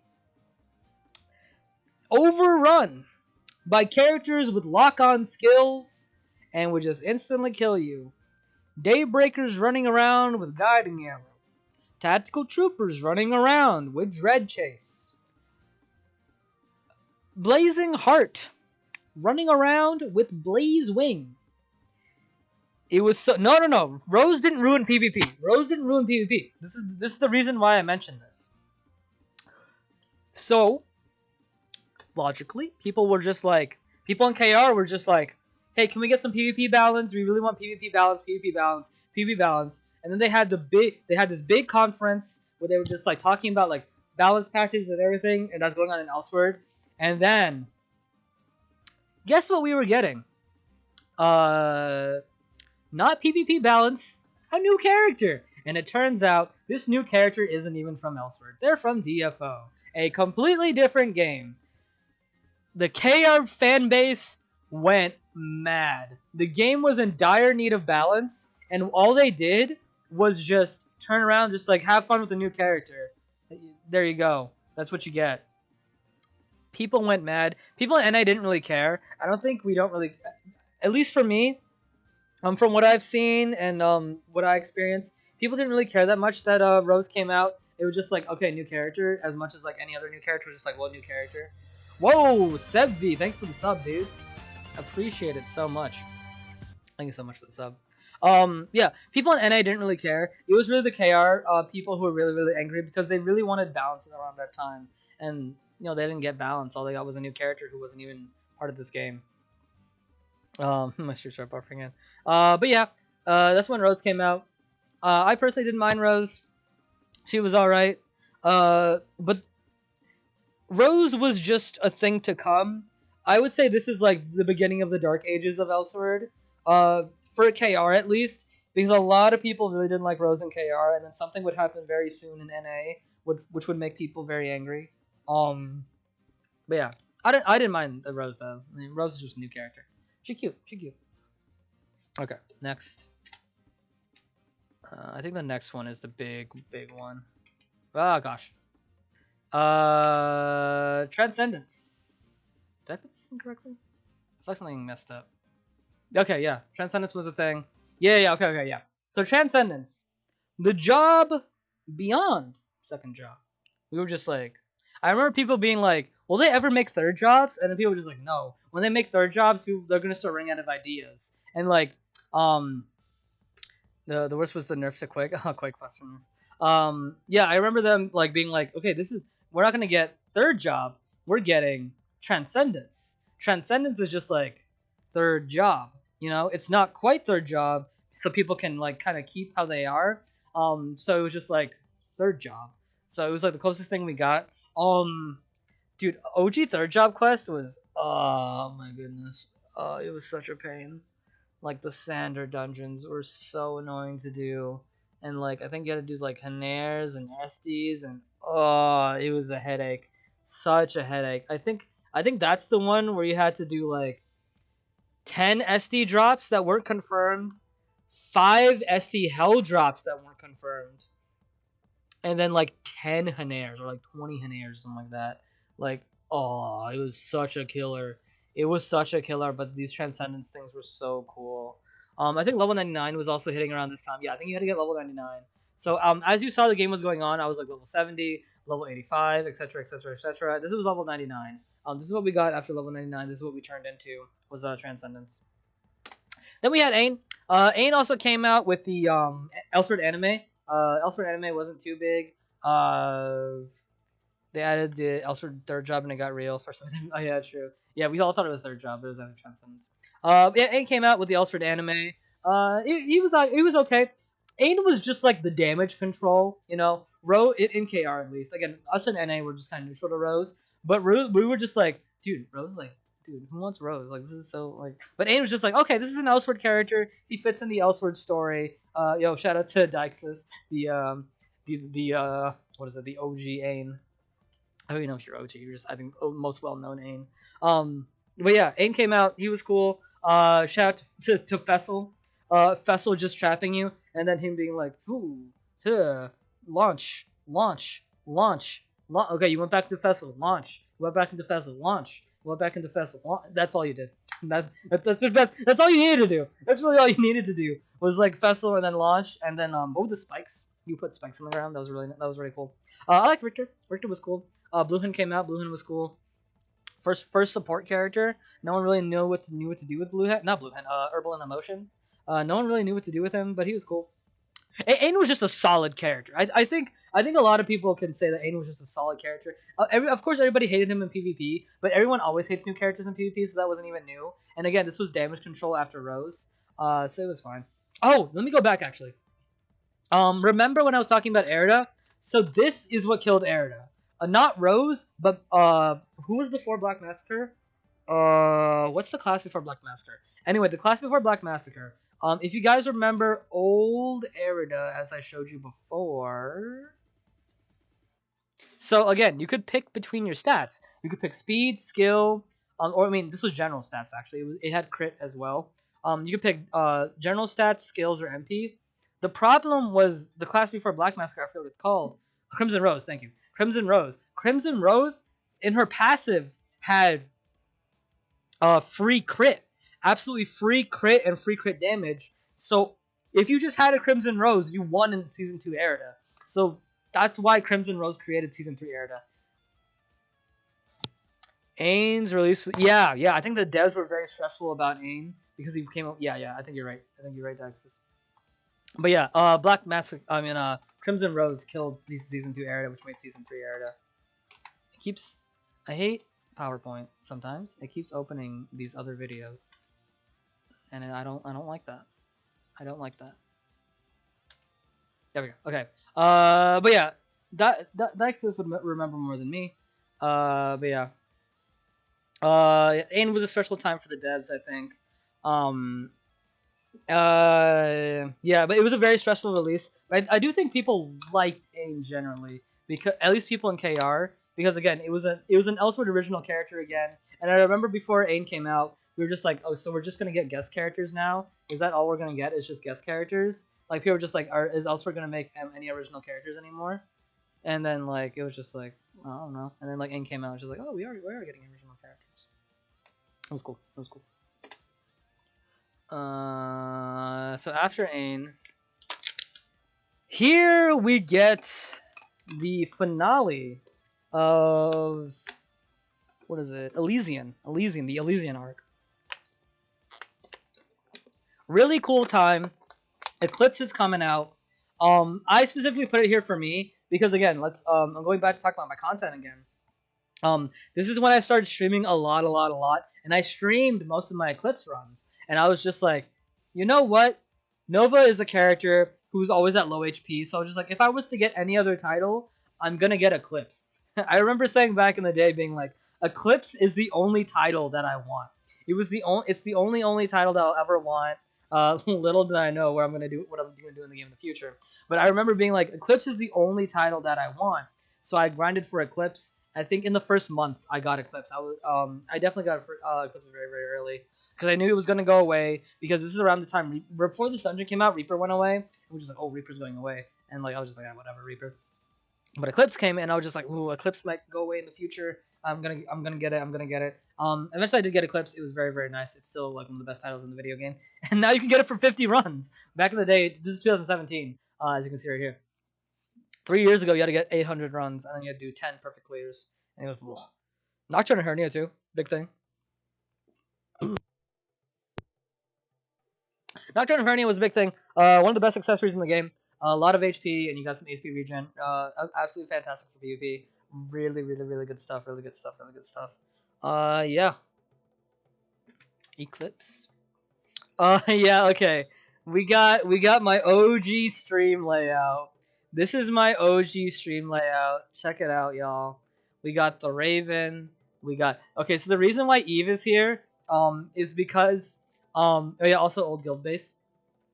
The reason why Eve is here is because not because I liked Eve, it's because I was just like, oh, everybody loves Eve. Eve is like one of people's favorite female characters, and female characters attract people. So I was like, man, if I just put Eve here, I think it would just attract people to to watch my stream, and that's the only reason why Eve was there. I feel kind of bad for it now, and I don't even know if it worked, but that's the only reason why Eve is here. Did I go for Oath of Ruin? I did 50 runs of Oath of Ruin, and I was just like, this isn't worth it for me. I'm just gonna do Eclipse. Solus Fortress trauma. Dude, Solus Fortress used to be really tough too. But yeah. This is my old streaming setup. Oh yeah. So Transcendence Veteran Commander, really good in PvP. Again, there's another glimpse at some of my old content. Really fun stuff. Ooh. Yeah, I do the volume down a little bit. But Transcendence Nova was a threat. Definitely a threat. Let me skip this video a little bit. Here, look at his HP. Look at this man's HP. Look how behind I am. And then look at this. We got the SD set. We got the Bethma SD set. Look at that.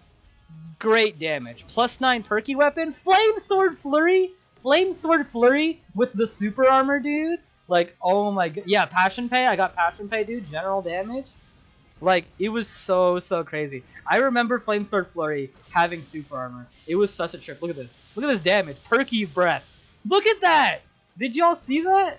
Like, look at that damage. Transcendence Veteran Commander was a monster, dude. Absolute monster. He would tear people up, dude. I just destroyed this man. Transcendence Veteran Commander. I remember somebody telling me I think it was Immortal Sage being like, dude, Veteran Commander's worst meta was Transcendence meta. And I remember being like, what? Y'all seen Flamesword Flurry with super armor? Like, let me tell you all about Flamesword Flurry with super armor. Like, less than 1 second startup, like, super armor, flurry attacks. If it gets canceled, you can use another one. Flamesword Flurry with super armor is so broken, dude. Absolute brokenness. Like, not even joking. Like, so broken. Really crazy stuff. Yeah.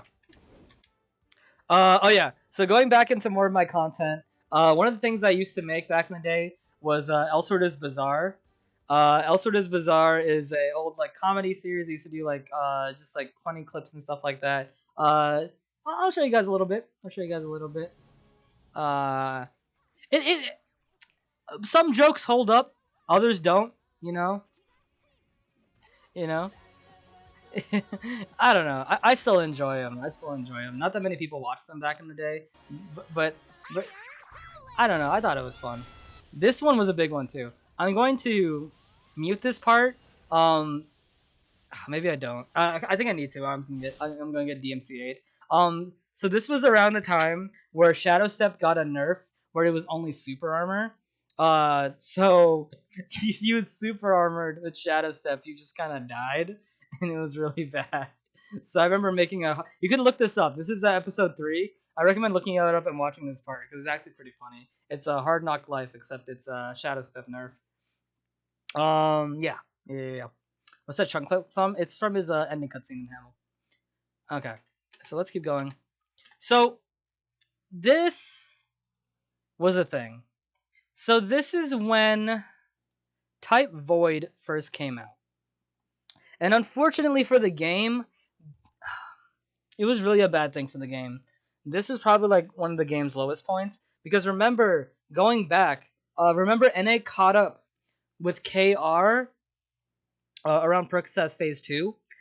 So that means that Percocet's weapon became irrelevant 5 months earlier in NA compared to KR. So KR had its normal length of time with a weapon, and then they came Void Weapon. The problem is, since NA caught up, wait, the music stopped playing. When NA caught up, unfortunately, they didn't have the same duration to use Perky Weapon. So Perky Weapon got power crept a lot sooner, relatively, in NA compared to KR, and a lot of people were pissed off. A lot of people were pissed off. They were like, so we spent how many months grinding for this weapon, and we actually finally had this weapon, and it's already getting replaced by Type Void? Like, I can't believe this. This is so crazy. This is so dumb, and it's like a solo dungeon. Why did my icon stop here? It was like, it's a solo dungeon, and like, I don't care about this. This is so bad. This is so terrible. Like, I hate this. Like, a lot of people were pissed off at the game. A lot of people didn't like the game at this point. And yeah, like, it was a good thing that the game caught up with KR, but a lot of people felt like their progress and perk stats were almost irrelevant because Void Dungeon came out. All right. But yeah. I think overall, Type Void existing is fine, especially now in the game. Type Void has a really good spot for like new characters and new players to enter the game because Void Dungeon is very easy, as Fusion Theory is very easy. It was a good thing. It was definitely a good thing overall for the game. But at the time, especially people who were dedicated to the game and dedicated to getting Perky Weapon, it was really bad for them. And especially because you couldn't do Void. Void was really hard back in the day, so you couldn't really do it unless you had a good Perky Weapon. So it's just like, so we only got this Perky Weapon to get the new Void Weapon. Like, it was so dumb. Did you feel the same since you got plus 11 Perky? We'll talk about that. I remember that day. We'll get into that. But yeah, Void Dungeon came out, and I was definitely doing it. This is me actually getting it. Really fun stuff. Really fun stuff. But yeah, this guy used to be tough. Pretty tough fight. You actually had to work for your kills, and I think we'll see the timer at the end of this. But it took quite a while to break this guy down. And there was no confirmed drop. You just plowed away at this dungeon, and it was no confirmed drop, and it was just like, hopefully by the time you got all the shards, you would eventually drop the weapon. Oh, here we go. I'm gonna have to stop a bit later. Oh! I got it! Oh! I was just about to stop! Stop the music! But yeah, I remember. Yeah, that's when I got a Void Weapon. It was really fun.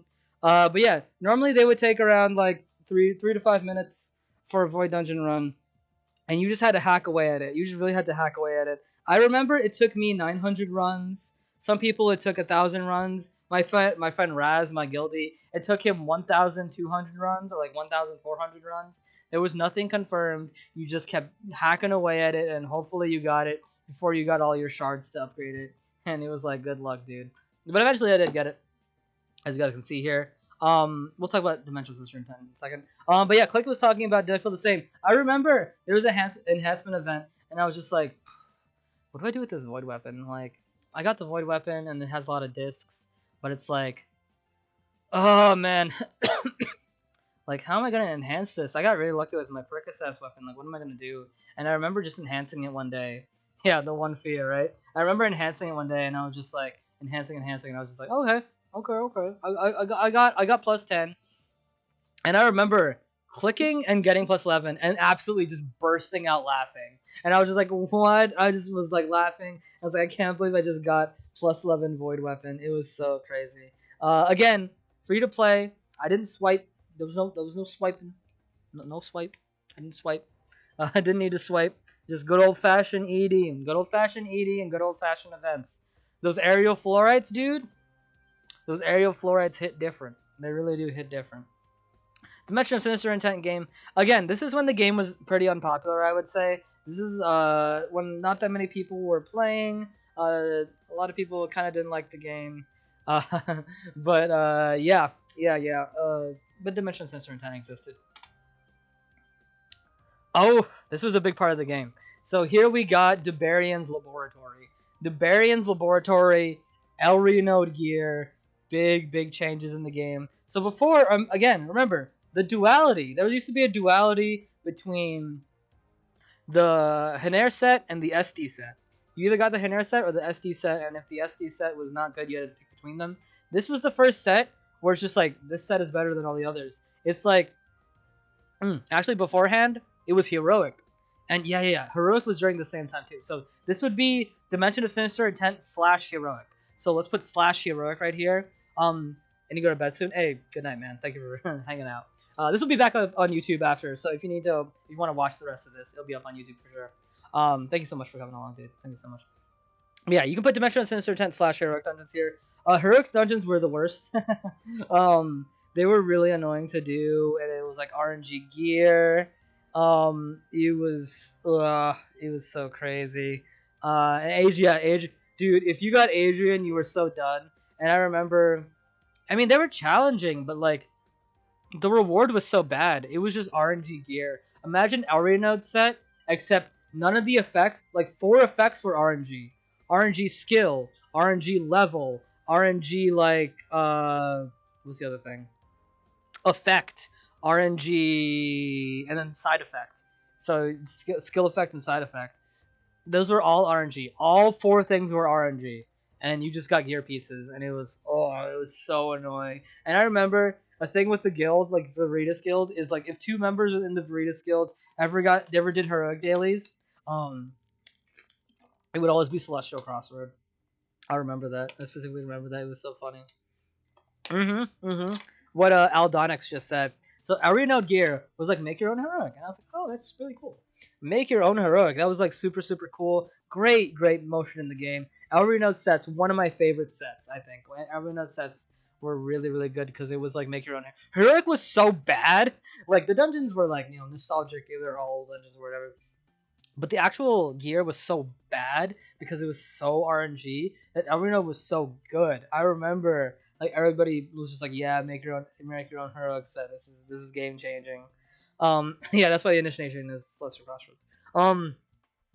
But this dungeon I'm trying right here.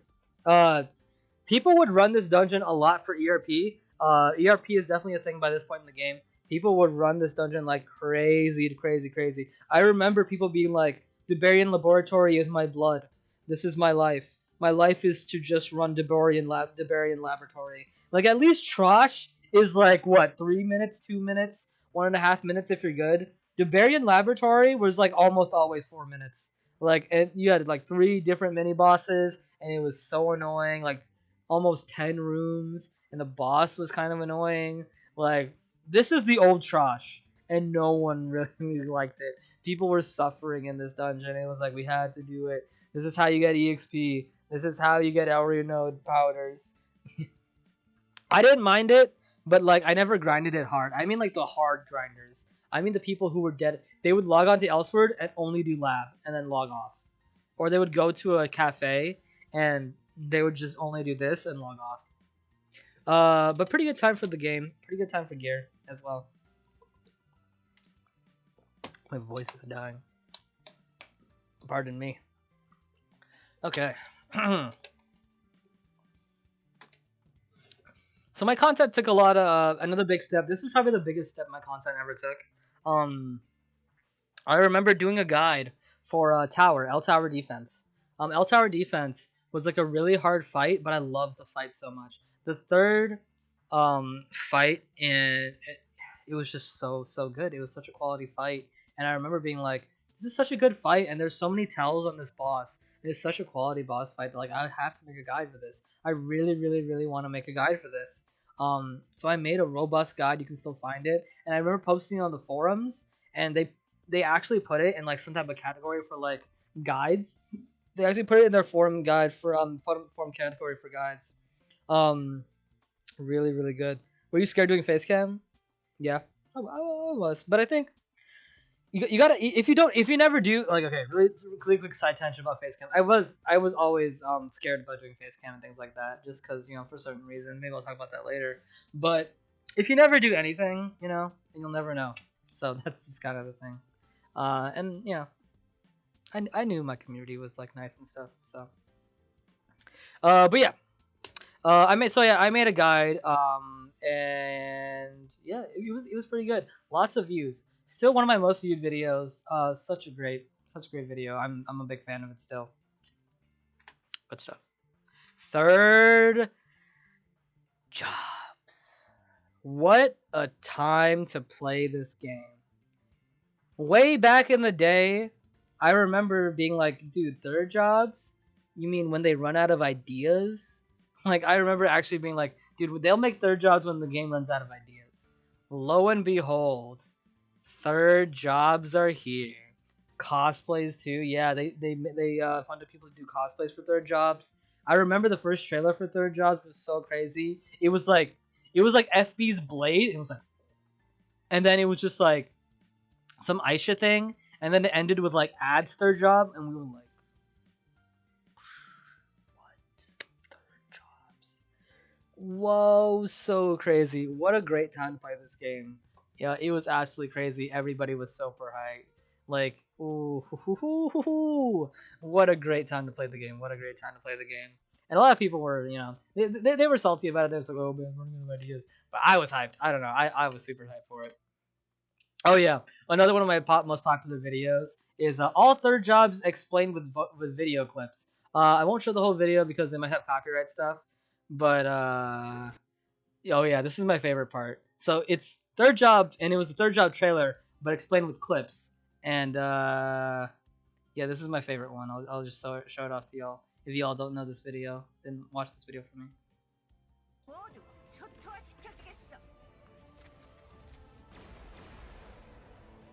And one of the most common questions we get in the produce department is how to pick out a ripe watermelon. So I'm going to show you how to do that today. I look for two main things. The first thing is if it's heavy for its size. Good stuff. Good stuff. Good stuff. Good stuff. I love that video still. Watch that whole video. That's a good video. It's a good video. I'm a big fan of it. One of my best works. Again, one of my most viewed videos. I loved it. I loved it. Okay, so Nova Imperator. Nova Imperator was a great class. Resurrection was a crazy thing. I was like, whoa, he gets a resurrection. It was so crazy, so broken. Still broken to this day. They just nerfed it in PvP because it's so broken. And it still is really broken. Oh yeah, L'Oreal and Richter. Yeah, that's a good one. That's a good one too. Yeah, Nova Imperator came to the game. I was super hyped, super hyped. I loved it so much. Really good stuff. Oh yeah, combo contest was a big thing too. So when these third jobs came out, one of the big events that they did was a combo contest. It was like make your own combo contest, and I remember making videos like oh let's check out all these combo contests, and I'll give my thoughts about them. They were doing pretty good. Again, this is me like kind of like going the flow with Elsword instead of doing my own thing. Like with the Elsword is bizarre comedy videos.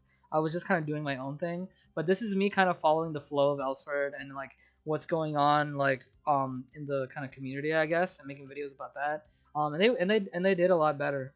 They definitely did a lot better. Okay, real quick, I'm gonna take a break. My voice is getting tired. The water is running out. I don't have much water. I need to use the bathroom. So let's all take a break. I'm gonna get up. Let's all stretch. I'll be back.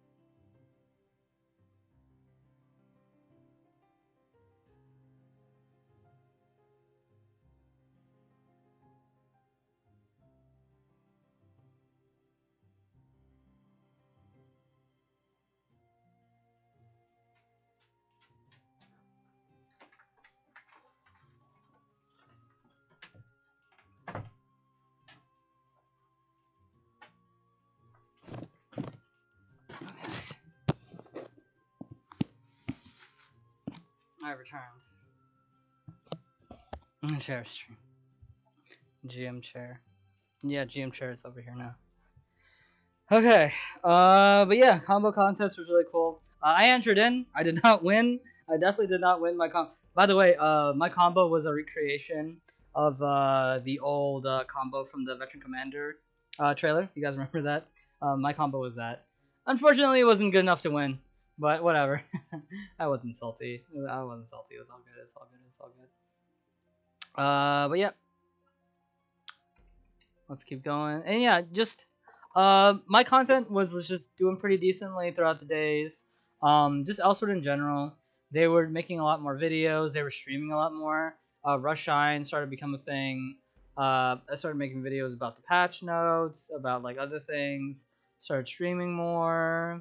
There you go, like my looking at the combo videos. I started doing videos about the event dungeons because whenever they would come out, people were wondering about them. But yeah. I would make videos about like what is it, doing current dungeons. Really cool, really cool. Yeah, I used to make meme videos too. This was one of the meme videos, spectator mode. That was one of my favorite meme videos.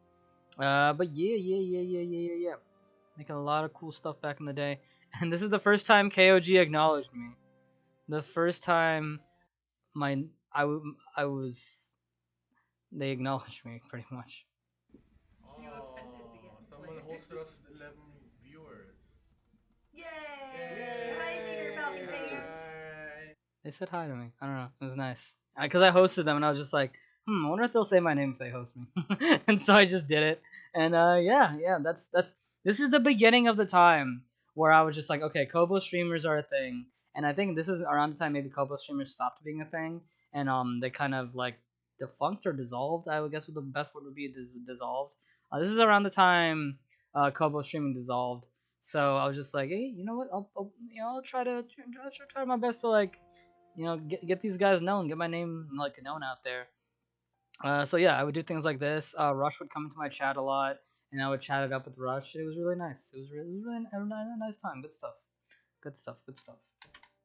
Yeah, and then the most important update is Pie eating food.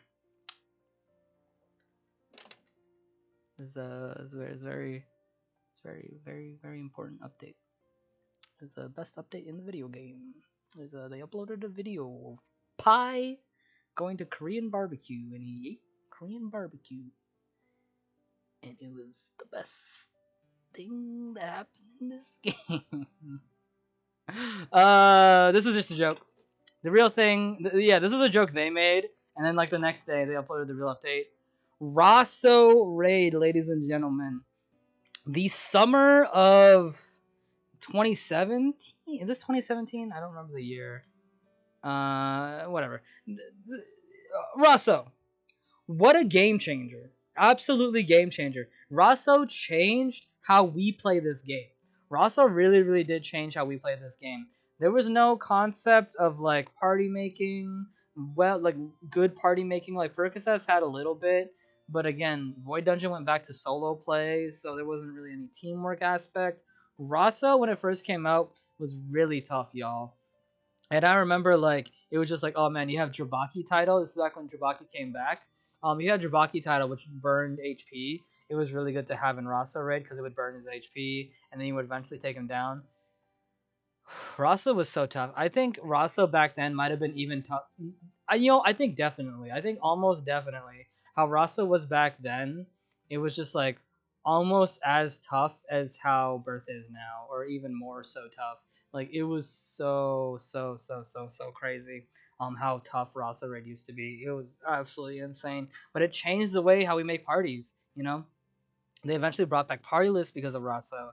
We eventually had this idea of like how to make a party. You need like DPS, DPS healers, super armor users. That concept didn't really exist. We had to just create it. We created that concept, and we created all these like formations and how to make parties and stuff like that because of Rosso raid. Rosso raid pushed us to that point to like make these different parties. Like have these different things like that. It was really cool. It was really cool. Rosso coming into the game was such a game changer. It really was a game changer. Yeah, one of my favorite memories right here. One of my absolute favorite memories. Do I have a timestamp for this? Yeah, here we go. This is the roster raid experience right here. How many bars is that guy? Like 6 straight. Get. Oh gosh! Yeah, I'm getting that. I'm just leaving Look that. at all these skill Oh cut-ins. my goodness! Help!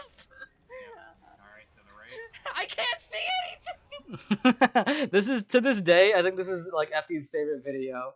Like, it's literally so good. So the reason why you're wondering why the heck did he put skill cut-ins on, it's because hyperactives always showed skill cut-ins. And I was just confused. I was just like, I thought I turned skill cut-ins off. So I went to turn them off again, which actually turned them on, and that's what created this whole mess. But yeah, really cool. It was cool, really cool, really cool, really cool. But yeah, really funny stuff. Roster Raid changed the game. Roster Raid really, really changed the game for the better. In my opinion, What? Oh yeah, another crowning achievement of mine is actually finding one of the first loops for, I don't know if that was the first or my video was like one of the first of just like showing off like something is up with a gate. I remember people being like, this boss is trash, like you just had to spam a lot of pots, and like, but I was just like, you know what, this boss doesn't seem quite right. Like something is going on with this boss that people aren't figuring out. Like before, people used to fight a gate, like they would just mash all their potions, mash all their skills into a gate, and then they would complain like, oh, this boss sucks, you just mash all your skills into him and then spam your pots to win. And I was like, you know what? Something's off here. Something's off. So I missed a raid weapon. I think I'll talk about that a little bit later. That was actually pretty recent, than me getting a raid weapon. But yeah. So I remember just doing him. I'm doing this boss solo because I wanted to figure something out. Like, I wanted to figure something out about this boss, and I was just like, he got knocked down.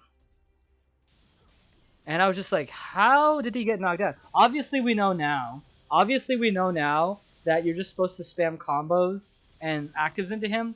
But kind of before then, like no one really quite knew how to fight a gate.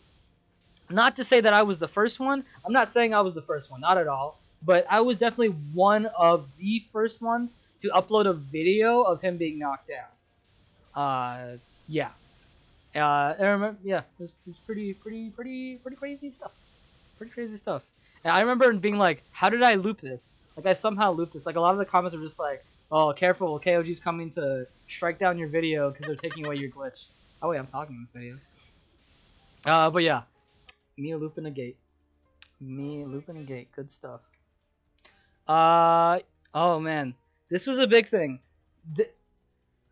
Wow. This is so nostalgic to look at now. I think this was 2018. This was my 24-hour stream. 24-hour stream. I did this stream, guys. It's so crazy to think about now. I did this stream at 223 followers. And look where we are now. 2023. Can you believe it? I can't believe it. In just 2 years, I got 2,000 followers. That's so crazy. You know how many years it took me to get 223? Like so many years grinding at it. So crazy. Yeah, I got 223 followers and I was like 24-hour stream, doing a 24-hour stream. So here we go, 18 hours left. I did fall asleep, by the way. I did definitely fall asleep. So it didn't, you know, I wasn't there the whole time, but I did my best. I did my best. I did wake. I think I at least slept for like 4 hours during this, and then I got back up, and then we kept going until the end of stream. Congratulations, thanks. But yeah, we did this at 223 followers, and then, I mean, I only had about like 10 followers. I mean, 10 concurrent viewers at the time, like 10 or less. And then during this stream, like around like 20 people. And then so crazy, during this stream we had like 130 people at some point. Absolutely crazy, absolutely crazy. I cannot believe it.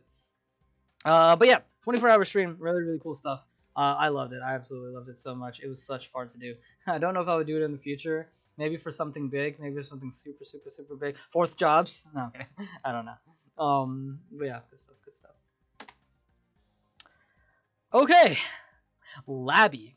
We're getting modern, boys. 2019 is an interesting time for this video game.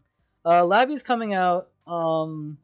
Everyone's just like, whoa, we got a new character, and it's like this character's a brawler. So for many years, people were asking for a brawler character, and here it is. We got our first brawler character, and it was just like Labby's here. You know, as time went on, Labby is not everybody's favorite character. It's not my favorite character, and it's not a lot of people's favorite character. There's a lot of people who hate Labby. But yeah, this is what I'm actually talking about. But Labby coming out was actually a big thing for me. And I'll show you guys in a second. Is what they did was, again, around this time I was making my name known, and GM Rush would pop up a lot in my streams. GM Rush would pop up a lot, and he would just be like, "Hey, what's up? What's going on?" And be like, "Oh, GM Rush. You know, if you guys ever need something, you know, you ever need streamers, you know, I would stream the game. You know, I love the game a lot, and I would love streaming it. So that'd be really, really cool." Planting the seeds, guys. I'm planting the seeds. I was planting the seeds back in the day. And yeah, Labby coming out was the first time I got kind of sponsored by KOG, I guess.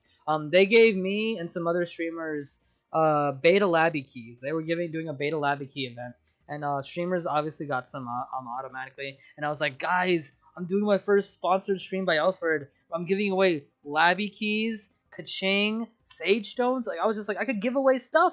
Because I remember way back when I was doing another giveaway because I wanted to give back to my community again when we got like 200 followers. And hold on. Excuse me. I only got 200 followers. I was just like, I want to do something for my community. I give away like Elrianode fragment powders. Like I was just like, I don't have Kaching. I don't spend money in this game. What can I give away? So I just grinded my butt off and got like 30 stacks of like Elrianode fragment powder, and like I just gave those out as a giveaway. But this was the first time I actually give away Kaching and give back to the community, and it felt really, really good. Yeah, we gave away. So we played Labby in a test server.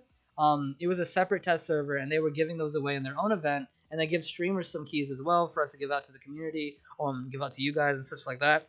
Yeah, really, really fun time. Really, really great time. Again, another big thing for me for streaming because it was the first time I got endorsed by the company. Me working with the company was really fun. Especially with doing this, I was just like, yeah, I would love to do this. It would be such a great time. Oh yes, you thought I was a white dude too. You missed the initial reveal, Mellifluous. But one of the first things I said when I actually showed my face, I was just like, raise your hands if you think I was a white dude. Like a lot of people raise their hands. It's funny. I know a lot of people think I'm white, but I'm not white. What's up, man? Glad to catch you live. Haven't played Elsword in many years, but I always watch it. Hey, man, thank you. I appreciate that. That does make me really happy, guys. Like you guys don't know how happy this makes me that like 300 people showed up. Ty is toxic. Thank you so much for the follow. It warms my heart. Thank you guys so much for approaching. I know quite a lot of people left. At our peak, we had 130 people. I think it's like about 50 people left. But I'm glad you guys are still sticking around, and I'm glad for all the people who even watched for a little bit. Thank you guys so much. It really does mean the world to me. But yeah, such a big stepping stone in my content creator career, I guess you could call it. Not a career, it's more like a hobby. But a very big step for me. Okay. And here we go. ELS is finally created. ELS is finally created. I was like, the seeds were planted early. Yes. I planted the seeds with GM Rush. I was like, if you guys ever need me for Kobo streaming, you know, I would always stream the game. And here we go, ELS. Oh man, I remember. It's so crazy. I remember the first couple ELS streams. They were so crazy. Yeah. So Labby coming out was like a test run with like certain streamers, and then right after that ELS came out. Such an amazing thing for my content. Such an amazing thing for my streams. I could give back to the community. More people knew who I was. Like more people were seeing me. It was so crazy. It's such a nice thing. And like I was just like, wow, this is actually really amazing. Like this is so great. Like I saw my first message. Like here we go. I think that's the next picture. Yeah. So it's very, very small. I'm sorry about that. But oh, Ty is toxic. Thank you so much for the sub, dude. I appreciate it so much. Oh man, thank you so much, Ty. Thank you so much. with the Prime Gaming. Thank you so much. But yeah, this was my first announcement. This is my first announcement. Love PvE, love PvP. Irresident Hybrid has something for everyone to watch at twitch.tv/Media Falcon. I remember that first appearing on the screen and being like, what? Oh, I have a mega message going on. It's going across the screen. That's so cool. Like, I was like, ah. And I remember my first ELS stream being so, oh man, I was so nervous and so frantic, but we eventually did it, and it was such good fun. And and to this day, I love doing ELS streams. I love giving back to the community. It's so great, so fun. Such a great thing. Such a great thing. And I'm so glad that they did the ELS program. It was such a great thing. I do think it does help the game a lot. I do think it does help the game a lot as well. Because before then, it was really hard for free to play players to get Kaching, because they would only do events like occasionally. Like, y'all modern Elsword players don't know how easy it is. Like, you guys kind of get Kaching kind of a lot. Like, it took us like surveys and stuff like that to like eventually get some Kaching. But you guys have a lot of giveaways to do. I've known you for like a year now. Yeah, Sakura Risei came during the Persona 3 streams. Persona 3, I definitely started Persona 3 before ELS. We definitely started Persona 3 before ELS, so that's when Sakura Risei came. I remember that. Never finished Persona 3 because Persona 5 came later. Yeah, OG item mall. I remember that too. We looked at that a bit earlier. Sakura, I think I think you followed before ELS, maybe. I can't remember. It's been so long, guys. It's been literally so long. But yeah. Good stuff. Riggamore. Riggamore was a big thing, and it was a big thing for me again. Again, I'm getting more into the me stuff and less into the game stuff. Riggamore was a big thing for me because when Riggamore was coming out, that's when Veteran Commander was getting his third job into Novemberator. And like, when this dungeon was coming out, Russ was just like, okay, who wants to come with me for Riggamore? And I was like, oh, I'll come. And he was just like, okay, this makes sense for me to come because Raven was getting rebooted at the time, or third jobs. And I was just having fun. I was in a stream with Rush, and it was like a lot of fun. I don't know. It was like one of the best streams ever, just being there with Rush and just like having a talk with him, talking about the dungeons and all that stuff. I would love to do that stuff again. We don't really collab that much. I don't know. I wish we collab more. The thing that sucks though is a lot of people don't even care about the streamer or what they're doing. They're just there for that. Yeah, that's the thing. It's just like, a lot of people are there for the Kaching. I don't mind it personally because how do I say this in a way that makes sense? I don't mind that because it's like me giving back to the community. As long as I stream, that the Kaching I'm giving away, will be given away. If I miss a stream, then that means some people miss some Kaching. And being a free-to-play player, like I've been there when it's just like you don't have much Kaching or you just don't have much to help you out in the game. So that's why I want to make sure I do as many official streams as I can, so you guys can have as many opportunities as you can to get free Kaching. And like honestly, I don't mind if people be AFK and things like that. It does suck a little bit, but I'm mostly okay with it. And it does give me a lot of exposure and stuff like that, and they do pay me as well in Kaching. But yeah, it kind of sucks, but I understand. It's fine. Reboot was Reboot definitely came out, and when Nova got rebooted, that was again during the time that Rain of Fire was coming out. Rain of Fire was coming out for Nova. It was like brand new skill, and it was like, whoa, Rain of Fire, good stuff. It was so crazy. And again, during the time it came out, Riggamore came out, and we did that stream as well. Again, my content's still doing pretty good. Some of my most popular videos are around this time. I did like Third Job, Easy Quests, Old vs New Revolver Cannon, and here we go. Void Elsword Shutdown. What? Quite a big thing in the broader Elsword community. I remember when Void Elsword first came out, it was pretty big for the first couple weeks. Even I played it as well, and I was just like, whoa, you get like 5 times EXP. It's so crazy. But I remember being like, when I got to level 90, I think it was 85 or 80 at the time, it was just like, well, now what do I do? I capped. I guess I do SD dailies. And then I started to do SD dailies. And I was like, this is boring. Leveling up really fast was fun, but doing SD dailies is kind of boring to just get the same gear I already have in NA. And then I tried to do PvP, and I was like, man, PvP is really laggy. I'm not really having fun anymore. So I just stopped playing Void, and I was just like, yeah, this it's not that good. And I know Void got a lot better later, and like a lot of people liked Void. Eventually they did crack down on Void. Various legal reasons, of course. You know, the main thing is they were making money off of this private server. Uh, it is what it is. I made this video to be like, okay, since Void is shut down, you know, if you guys come to NA, I'm down to help you guys out. It'd be really nice to help you guys out. Oh, welcome back, Crow. Everybody say hi to Crow. Hey, hello. But yeah, Void Elsword shutting down was a really, really big thing. Because I remember people being like, haha, Void Elsword shut down. Y'all suck. You'll suck. You lost your private server. I remember a lot of people being like that. You know, obviously exaggerated. But I wanted to be like, you know what? You know, it really sucks that you guys got your server shut down. And if you like, if you like the game, you know, come to NA. NA is really good right now. It got a lot better since Void first came out. So just like, if anybody wants help, I'm down to help. And some people did take me up on that offer. Not that many people did. A lot of people mostly talked about my video. As you guys see, almost 10K views on it. So a lot of people did see my video. Most people did like it, and they talked about like, oh, it is nice how someone's being nice in the NA community and bringing people in. But I tried my best. I tried my best to try to like try to help people transition over, because if you like Void for the game, if you like Void for the characters, you know, it really does suck that all your hard work is just completely taken away from you. So you know, come on down to the official server. Yeah. Yeah.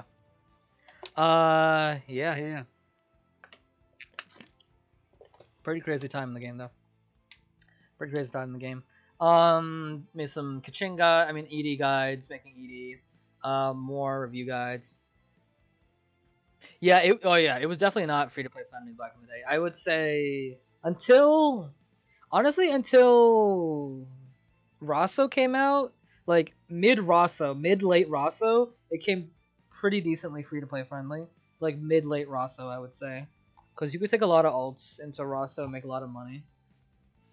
And especially when ELS members started to become a thing and they could give free kaching out, like that helped a lot of free to play players as well. Very, very nice. Yeah. One of my most popular videos is my combat power boosting tips. I remember this is the time I'm an ELS streamer, and I was just like, man, people are having a hard time with combat power trying to get into raid. So I was like, okay, let me make a video with about combat power boosting tips. It was also based on a current event that was going on. Really good video. Still very, very viewed. I think it's like my top 5 video. Oh man. Whew, excuse me. Yeah. Still a really, really popular video. A lot of people like it. People love guides. I'm not that very good at making guides, but whenever I make them, they're very popular and a lot of people like them. Yeah, bank share. Bank share is the only thing in this game that doesn't have a free to play option, unfortunately. Everything in this game has a free to play option except for bank share, and I actually don't like that. I think bank share either needs a permanent quest, a event, like a occasional event where you would just happen to get it, or they put it in the ED shop. One of those three. All of those three counts as free to play options. Is permanent quest, ED shop, or event. Every single other item has been accessible through that. Or normal gameplay. That's the fourth one. Normal gameplay. Yeah, normal gameplay, permanent quest, event, or I forget the other thing. ED shop, yeah. Yeah, but bank share. If you did that, bank share is very important. But yeah, I think there needs to be a free to play option for bank share. But if you ever were to invest money, I would say bank share is a good option.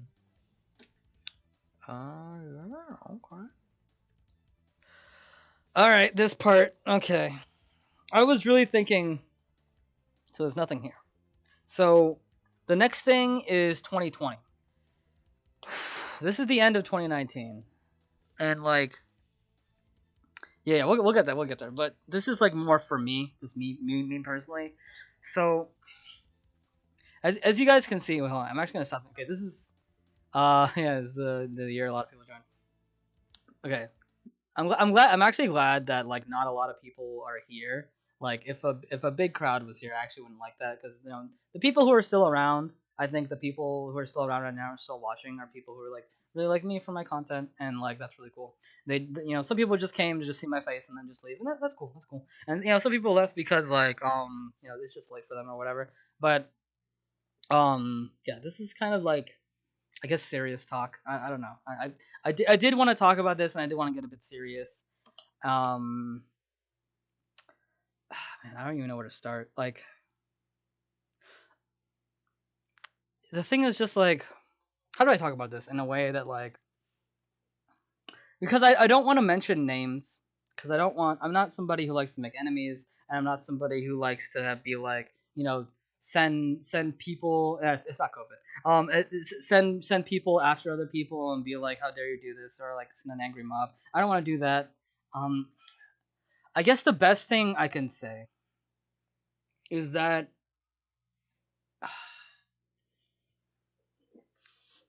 if you're ever in a relationship with someone, right? If you're ever in a relationship with someone and you feel you feel like you don't love that person anymore, or you don't like them anymore, or what have you, there's no spark there, you need to separate. Because, and if you keep that relationship going even though you don't have that initial like desire to be with them, or like what have you, and etc., don't stay with them, because it's going to take a toll on the other person.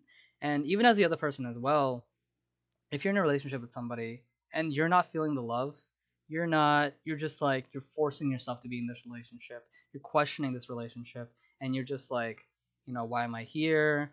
Like, is this even worth it? This is not how it used to be. You start to remember all the past memories, and it was all thing good like that. You gotta go, and it's tough because it's just like, you remember all the good stuff, you remember all the good memories, and you remember all the good things that were happening. But again, if you know you're not getting love back, you can't be in a relationship with somebody. You really can't, because it's gonna be eating at you and it's gonna be killing you. And I was in that point. Um, around this time. I was in that point around this time, end of 2019. Uh, Especially in November. Like, a year and a month ago, and around the time, I was kind of an emotional wreck. I never showed it on stream. I never showed it to anybody publicly. I never talked about it with anybody. That too. If you guys are going through something, whether it be a relationship thing, or whether it be a family thing, or what have you, gotta tell people. You really, really, really gotta tell people, because I was going at that. I was going at that and dealing with that alone. Like, I really was, and I wasn't telling anybody. I was trying to make sure nobody else knew, because in my mind I was just like, it's what I'm going through. I know I should be the one to deal with it. But what helped me get out of it was actually another friend coming up to me and being like, "Are you okay?" And like another friend trying to help me with this, and that eventually, helped me to escape kind of my despair and sadness. Like, I don't know if it was like yeah, like a year ago, like a year and a month ago around November, like, I guess, okay, I'll say this, right? I'll say this again. No names. Let's not go on a manhunt or anything like that. And like, again, I just don't want to do any of that. Essentially, I was in a relationship with somebody, and they were my girlfriend. We were dating, like straight up dating. We were all that good stuff, and suddenly they just straight up ghosted me for months. And it was a little bit, but in November it was the worst. In November it was absolutely the worst. I got no messages from them, absolutely nothing. And it was crazy. It was crazy to me, because somebody was my girlfriend and then they just left my life. Like, they were my girlfriend and they just left me. Like, I didn't know what was happening. I just wanted to know what was happening. I just wanted to get into contact with them and just find out something was happening, but nothing. Absolutely nothing. And I didn't know what to do. And I was just stuck like that for so long. And like, I would just keep going. And like, this is why I wanted to talk about this, is I really didn't want to stream along that time or like make any content or anything like that. But, you know, every single week it's just like, official stream is coming up. It's like, should I do this official stream? And I forced myself to kind of do official streams. And like, it really did help out. Like, people being there, watching my stuff. Some people liked it, some people only there for the kaching. But like, being like, kind of forcing myself or pushing myself to do that, because I really wanted to help you guys. I really want, again, I like doing ELS streams because it helps the community out. So like, being able to help the community out and see how many people like my stuff would really did help me out. Like those people who were there back in 2019 in November, that just watched my stuff and were there. You guys really, like, y'all don't know how much you actually did help me out. Like, you guys helped me out so much. Like, I was going through some really bad stuff with like self-image and like self-deprecation. I was feeling really bad for myself. I was thinking I was garbage. Like I was just like, man, what did I do to deserve this? Or like, how did I mess up? I was just blaming everything on me, and it was really, really bad, dude. It was really, really, really, really super bad. It was really so bad, and I can't believe I forced myself to go through that. And every time I tell people the story, I tell them in more detail. Obviously, they're always a lot of people are just like, why did you do this to yourself? And I'm just like, I don't know why I did this to myself. Like I was just confused. You're down. Oh, thank you, dude. Thank you, dude. But yeah, it's yeah. So some of that stuff in November is tough, man. It is tough to remember. Like there's a certain thing that sometimes I think about, and like it'll get to me. It'll get to me. I'm pretty composed right now. You know, I'm pretty composed, but some of that stuff definitely, like I'm smiling and stuff like that, but some of that stuff will really takes me to the brink, especially when I'm talking about it. And I think kind of talking more vague is kind of helping with that. But some of that stuff really takes me to the brink. And like again, what kept me together was, as stupid as it sounds, it was this game.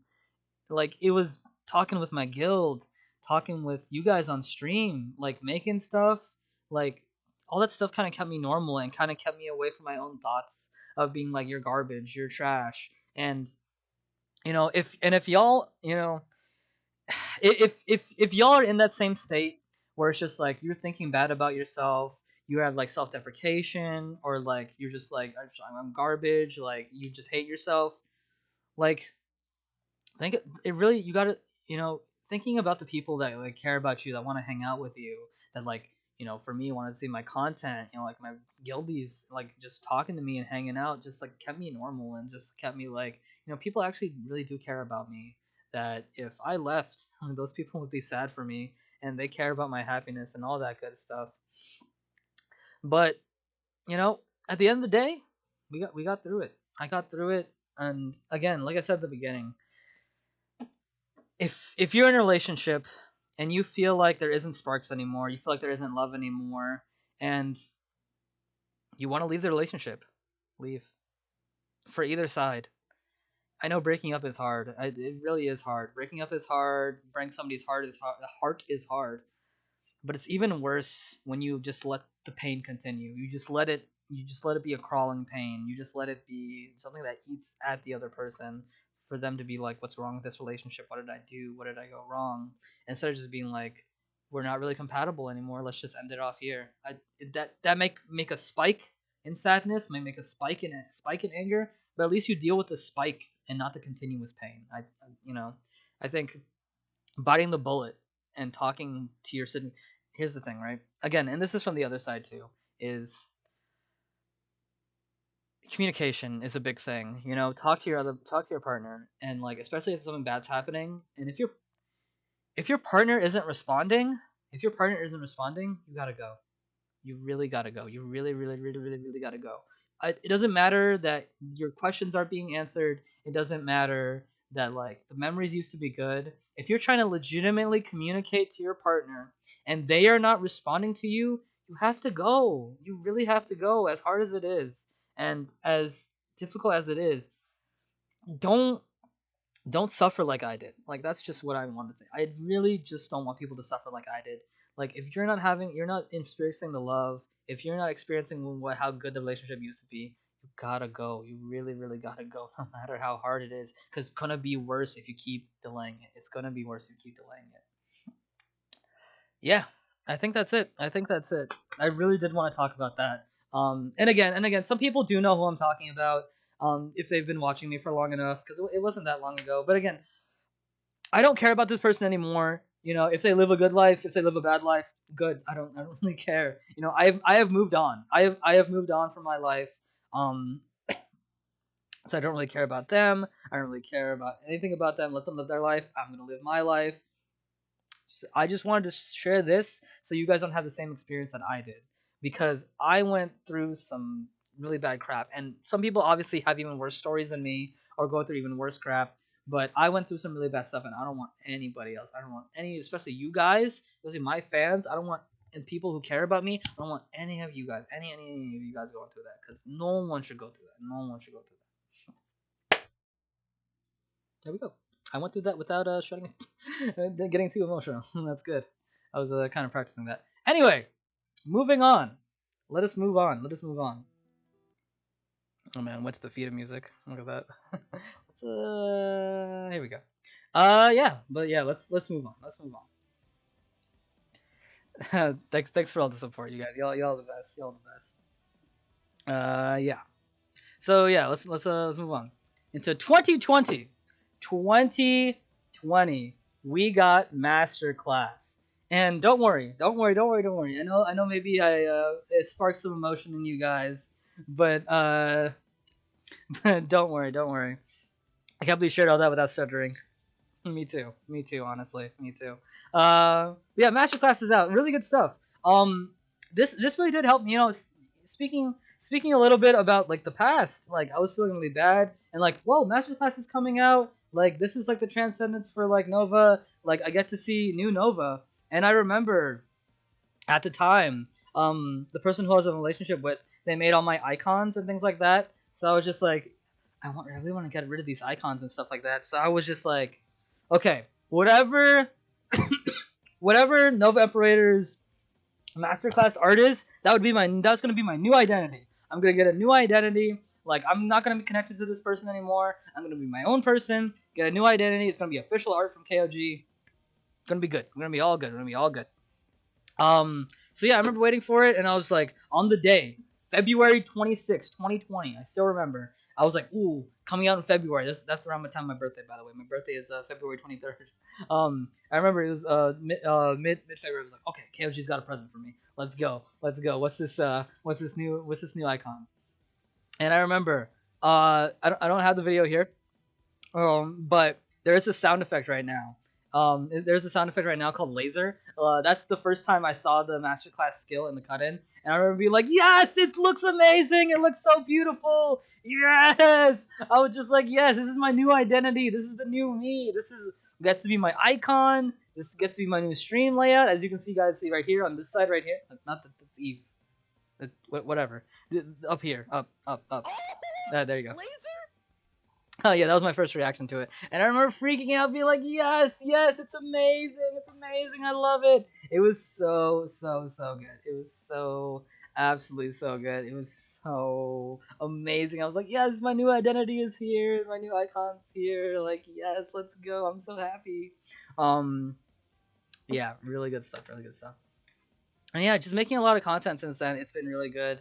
And their speed runs. Yeah, the masterclass cut. Look at that. 1.1. And then like 1.1k was like so crazy, and then like reacting to all the other cut-ins like 5.3k, like so crazy.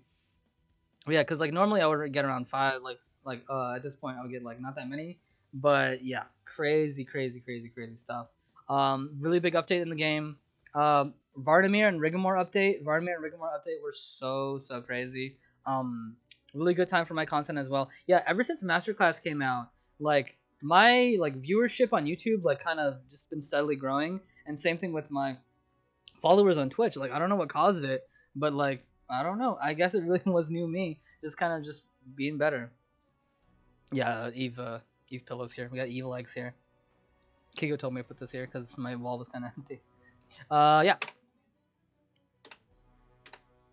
Oh yeah, and I made a new series. So this is the start of like again my content getting better.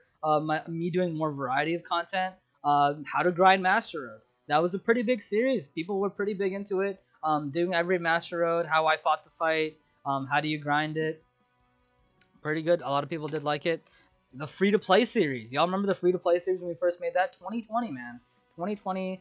The free-to-play series came out. Really good stuff.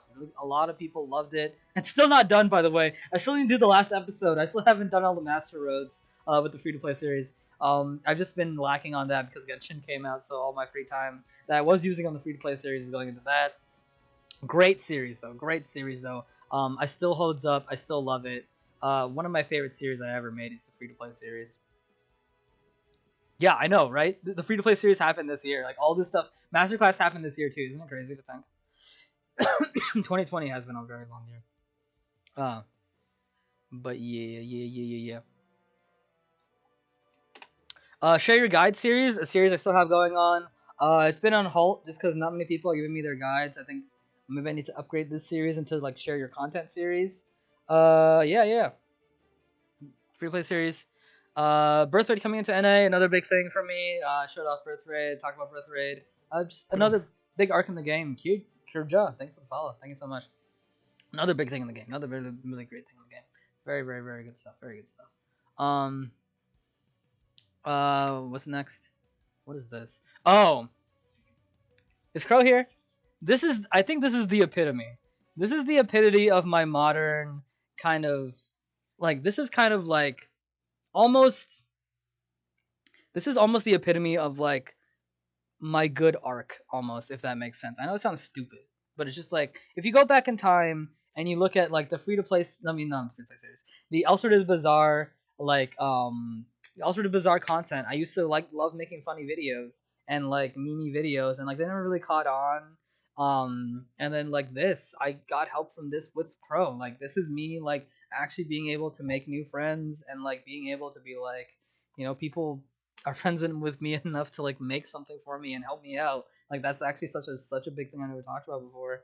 Maybe we'll talk about it a bit later. But, like, it was such a big thing being able to make a comedy video, and, like, something everybody loves and everybody loves to share. And for all of you who don't know, this is send this to your daybreaker friends.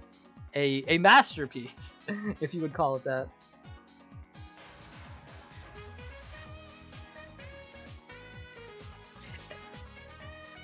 And, like, the perfect thing about this is my comedy. Like, this is the things that this is the type of comedy that I love, and, like, other people loved it. It has, I think it's still, like, one of my top 10 videos on my channel. Like, people tell me, like, somebody sent this to me, and, like, part of me wants to be like, oh, I'm so sorry that someone sent it to you, like, you know, it's just a joke. But another part of me be like, man, really, people really like this and find this funny. Like, it actually makes me really happy. Like, it really, really makes me quite happy. Like, my comedy, like, is actually good, you know? Because back in the day, people didn't really watch the Elsword is Bizarre series, so I was just like, do people really like my stuff? But, like, this is, like, the modern kind of version of Elsword is Bizarre, and the fact that people like it and people like my comedy is, like, oh, nice. Yeah, it was a custom model made by Ty, too. Like I said, it was a time where I was making more friends, and, like, people were willing to make stuff for me, just to make stuff for me. Like, Ty made an MMD model based on my Raven, like, Crow made the dance just cause I asked. Like, it was just cause I asked, literally. Like, it blows my mind to this day. But yeah, good stuff. This is one of the pinnacles of my content, is this video. I know it sounds so dumb, but this is definitely one of the pinnacles of my content. Oh my gosh, it's still playing. 2.5 crows. Crow's still here. I don't know if she left. 2.5 crows, like, a current modern, like, series that we're doing now, the podcast. I love every episode of the podcast. It's so fun. I love doing it. Hanging out with Crow, hanging out with Sky, and the guests that we have, like, just talking it up is just so fun, and I love doing it. And, like, it's just a current series that's going on. It's not as popular as some of the other ones, but many podcasts aren't, but it's still solid. So, you know, and I just have a lot of fun doing it. So it's just like, I'm gonna keep doing it for a long time. The 2.5 Crows podcast is with me, Skyrus, and Mommy Crow. Oh, Sky's here too. Hey, Sky, how you doing? Yeah, the podcast is with me, Crow, and Mommy Sky. We just answer your questions. That's it. We just chill, talk, answer your questions. Any questions? They don't have to be Elsword related. We've had some pretty good episodes. We've had some pretty good episodes. My favorite episode is probably the one with Kigo and Epi. That was a crazy episode. That one's really good. The one we just did with Seaweed Cat is actually one of my favorites as well. I think we had some really good conversations. But yeah, really good stuff. Hello, Sky. Thank you, Sky. Okay, cool. But yeah, 2.5 crows. 2.5 crows. Okay, yeah, we're wrapping up here. So here we got a graph. This is a graph of my followers, guys.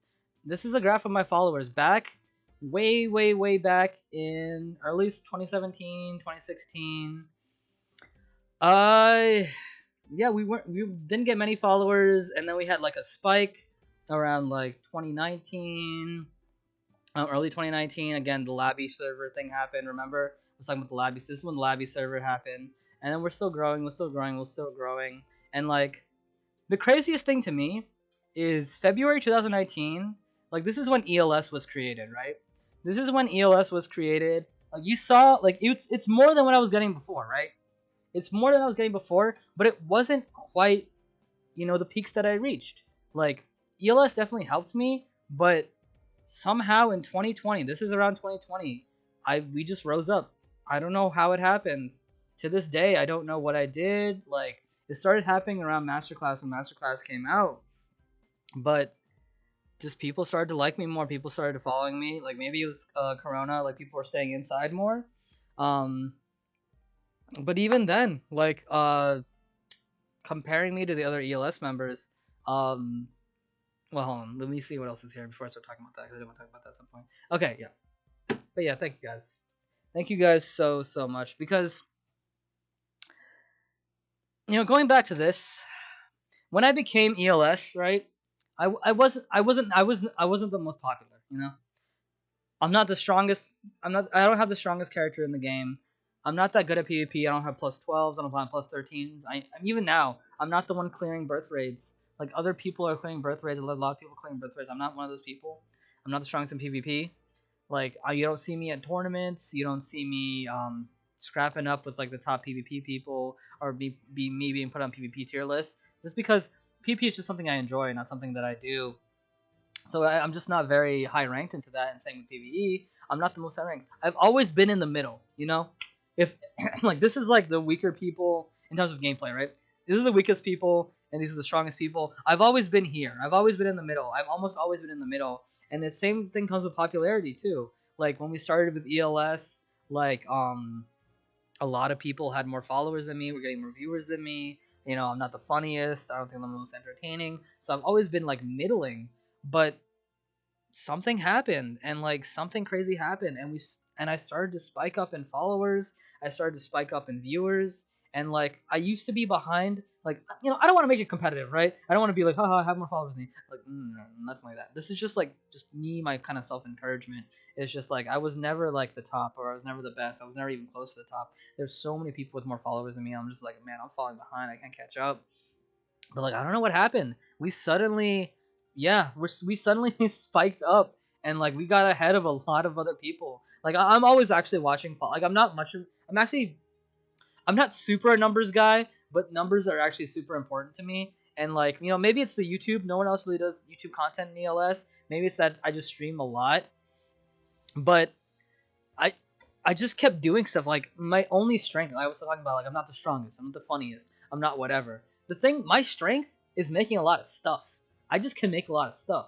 I can make a lot of YouTube. I can stream a lot. Like I just did a lot of stuff, lit a lot of stuff. Like that was my strength. I just relied on the fact that like maybe I'm not the strongest, maybe I'm not the most skilled, maybe not the funniest, but I can make a lot of stuff. So I just made a lot of stuff, and I think it did benefit me.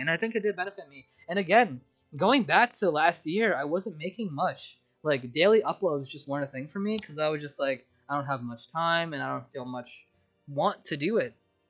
But I think just wanting to do it, just having that desire to do it, just maybe pushed me over the top to like.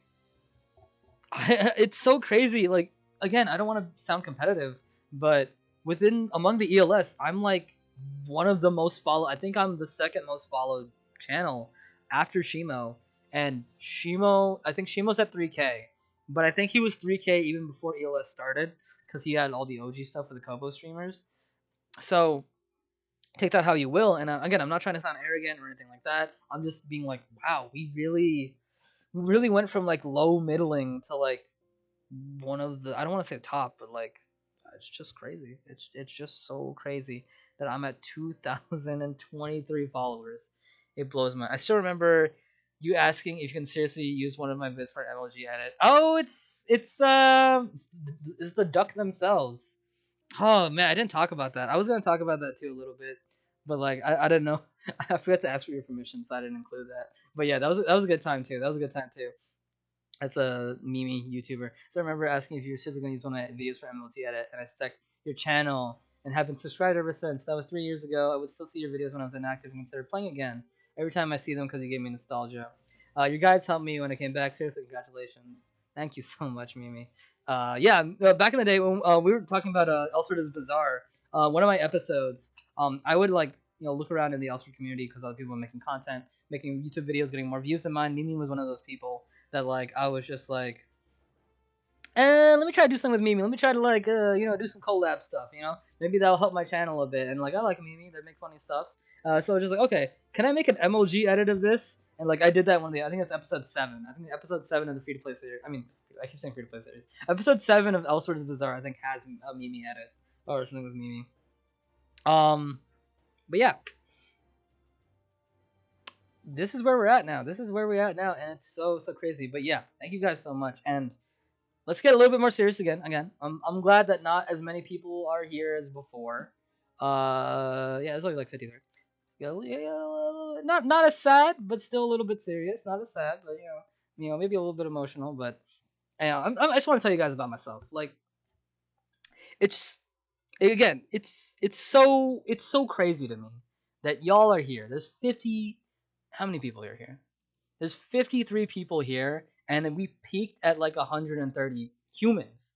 That's actual people, like actual living, breathing people. Like 100 plus were here. Like, let me tell you guys, like throughout my childhood and like in middle school, like I was really the loner. Like, what was it? Like people, like I had friends, obviously. I had friends, but like they were only friends during school. We would just kind of like talk, but no one really invited me to hang out at their house, or like when I was definitely like the extra one when it came to like a lot of situations. Like I remember like one of the times in like 8th grade, like it's so stupid. But like one of the times in 8th grade, we were like going around. We had to give one compliment to another student. Like everybody had to give one compliment to another student. And the compliment that I got was that he, this is what she said. She said, "Oh, he's always here." Like I just like noticed that, wow, he's just always here. Like, thanks. Yeah, that's the great compliment that I get, that I exist. Good. Thank you very much. Like, oh my god. And you know what? That's just a perfect example of like just how I was in like elementary school and middle school. I just was there. I was never anybody's like good friend or anything like that. I was just somebody's friend at school. But it's just like, yeah, I got the participation trophy for existing. Like that's the compliment, is a participation trophy for existing. Yeah, I was the NPC. Like, man, it was like, and like, yeah, it was just really, really bad. Like I've always just been a loner. Like no one ever really, talked to me. Just talked to me. It got better in high school. Like in high school, if you guys know Kigo, Kigo is here doing a lot of my streams. Kigo was like my first friend to be like my actual legitimate friend. Like me and Kigo have been through the mud together. Like we've had some crazy times, some crazy memories. Like Kigo was my first legitimate real friend. Like we've hung out so many times, and we like just it's just so crazy. But like that was in high school, and like even then, with a lot of my friend groups, like uh it was just like, man, the party don't start till Kigo gets here. Before he got here, like everybody wasn't as lively as things like that, but when he got here he was lively. And like whenever in like situations or like meeting new people, it's just like, oh, that's Kigo's friend. That's who he is. He's just Kigo's friend. So like I was just kind of had this identity of just like I was just this person who was there and who was always existed. And like, but people never came because of me. People never interested to talk to just me because I was me. And it seems so strange for talking aerogenics things to follow, dude. But this streaming, like this, you guys are here for me. Like this isn't an official stream. There's no kaching here. Like we just had 130 people and now 53 people just for me. Like I've never experienced this in my life, and it's so mind blowing. That's why I have to thank you guys so much. Is that y'all don't know how much you've improved my life and like improved how I think about myself. And like every single like comment I get, every single chat message that I get, like they're all so precious to me, and they're all so important to me because I care about them so much. Because again, for most of my life I was a loner, guys. For like it wasn't that bad that like I heard some people like who are super loners that like they would eat lunch in the bathroom and things like that. Like, oh my god, that's so crazy. But like just the fact that like you guys are here just cause I exist. Cause you guys want to see my face? Like what? Like people like would ignore me. Like one of the first things a lot of people would say when they met me is just like, "Oh, I thought you always hated me," or like, "I thought you just never wanted to talk to me." I'm just like, no, I just don't know how to approach people. And like and like one of the things I remember is just like with was that I'm trying to think right now. Yeah, one of the things people first say is just like, "Wow, you talk a lot," or like, "You're fun to talk to." So it's like, yeah, maybe, like, yeah, like I'm pretty good to talk to. Like, yeah, like maybe if you talk to me or like interacted with me, maybe you'd see that. Cause like I can hold a conversation. Like once I'm in a conversation, I can hold it with people. But starting a conversation is pretty rough for me. So it ain't the best. Ain't the best. But yeah, yeah. But the crux of it again is just like, thank you guys so much. Thank you guys so much for being here. Thank you so much for watching me, enjoying the stuff that I make, listening to me, like caring what I say, whether they be about the game or whether they just be about myself or what have you. There's people here who care about me, and this is the first time I've ever experienced this in my entire life. And I don't know. I don't know what to say beyond thank you. I really don't know what to say beyond thank you. It's just so mind blowing to me that these many people care. And like this is such a small game too. Like Elsword isn't really a big game. It isn't super huge, but like I love the community there and I love all you guys here. You guys are so great. And like going back to all this French stuff, like another big things I forgot to mention is that like another big thing was joining Veritas, like a guild where like people we would just hang out and like again people like that's another time when people actually cared about me, like meeting all the OG guys like Epi, Oni, Raz, and later on like Lucy and CLD, and like especially the originals, like we just hung out and like I never really did that with other friends in the past and like we were just able to like just hang out, chill out, talk about anything. Like remember when I got that plus 11, like only mashing, I mean Epi mashing his desk. We would just laugh at that together. But like, and it was just like a fun time, and like we had all those fun memories and things like that because I never really had that with people in the past. Um, yeah, I'm somebody who think like I'm a person. People think I'm an introvert, but I want to be an extrovert. Like that's really what I am. It's so weird. It's so weird. But yeah, and I don't think people realize. Like I really don't think people realize that like every time somebody interacts with me and just talks with me, and like especially with the new people in the guild, like we got we got Paz, we got Peter, we got Click, we got CEO, like all the other new people in the guild. Like every time I talk to any of them, and anytime I talk to any of you guys, like every single relationship that I have, no matter how big or how small it is, it's very, very precious to me. It is very, very important, very, very precious to me. Like you guys just talking to me, you guys just talking to my chat is very, very important to me, and I take that very, very seriously. Like sometimes I may be abrasive, made sense. Sometimes I may argue a lot with people. And funniest thing about that is that sometimes I would argue with people just so they would talk to me. Like it was so stupid, and I still sometimes do that unintentionally. It is all again to argue with people just so we'll have a conversation.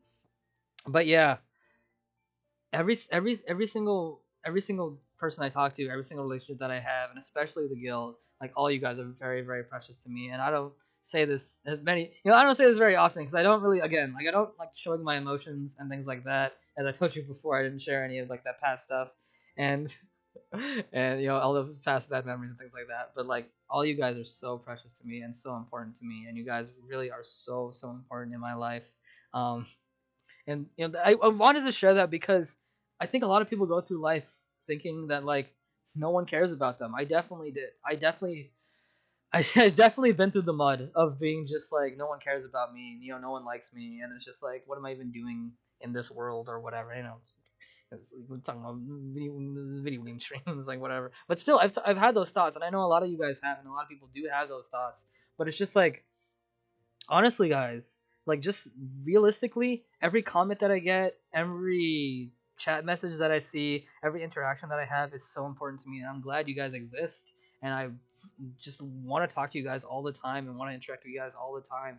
Like it is so amazing to me and so precious to me because I've never had this before. I've always been the loner. I've always been the guy nobody wants to talk to. I've always been the guy nobody wants to talk to. He doesn't talk that much. He just always seems so angry. How come you never talk to anybody? Why don't you ever interact with anybody? Because it's hard for me.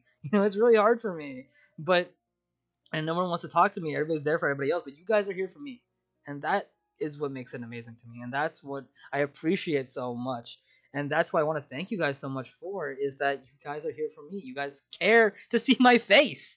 You guys care to see my face. You guys care to see what I think about, what I talk about, and it's so crazy. It blows my mind, and I'm beyond thankful. I am honestly beyond thankful, like more than you guys can really imagine, and And if you guys are going through that, and if you guys ever have those moments where you just feel like no one cares about you, or you're just like maybe even life might be better without me, just remember that I know it sounds stupid and cheesy, but just remember that I care about you. I really do. I really, really do care about all you guys. If you watch my stuff, I really do care about you a lot, and I'm really glad you're here. Every single person, every single one of you, everybody that's left, who was here earlier in stream, everybody that's watched any of my videos, everyone that's clicked on me, I am so glad all you guys exist. And I'm so happy and I'm so thankful for every single stream that I do, every single video that I do. I do it for you guys. You guys make me happy. Even if you guys don't realize it. You guys help me throughout some of my darkest moments. When I was talking about that relationship stuff, like I didn't break down during when I was talking to you guys about it, but I've definitely broken down to multiple people about that stuff like that. And it was you guys that helped me going. Maybe not you guys specifically who are watching this, but you guys kept me going. The fact that people cared about me made me realize that I maybe didn't mess up. It wasn't all my fault. It was just the fact that someone didn't love me anymore, not the fact that I'm a horrible person. And that really did help me a lot. But yeah, that that was it.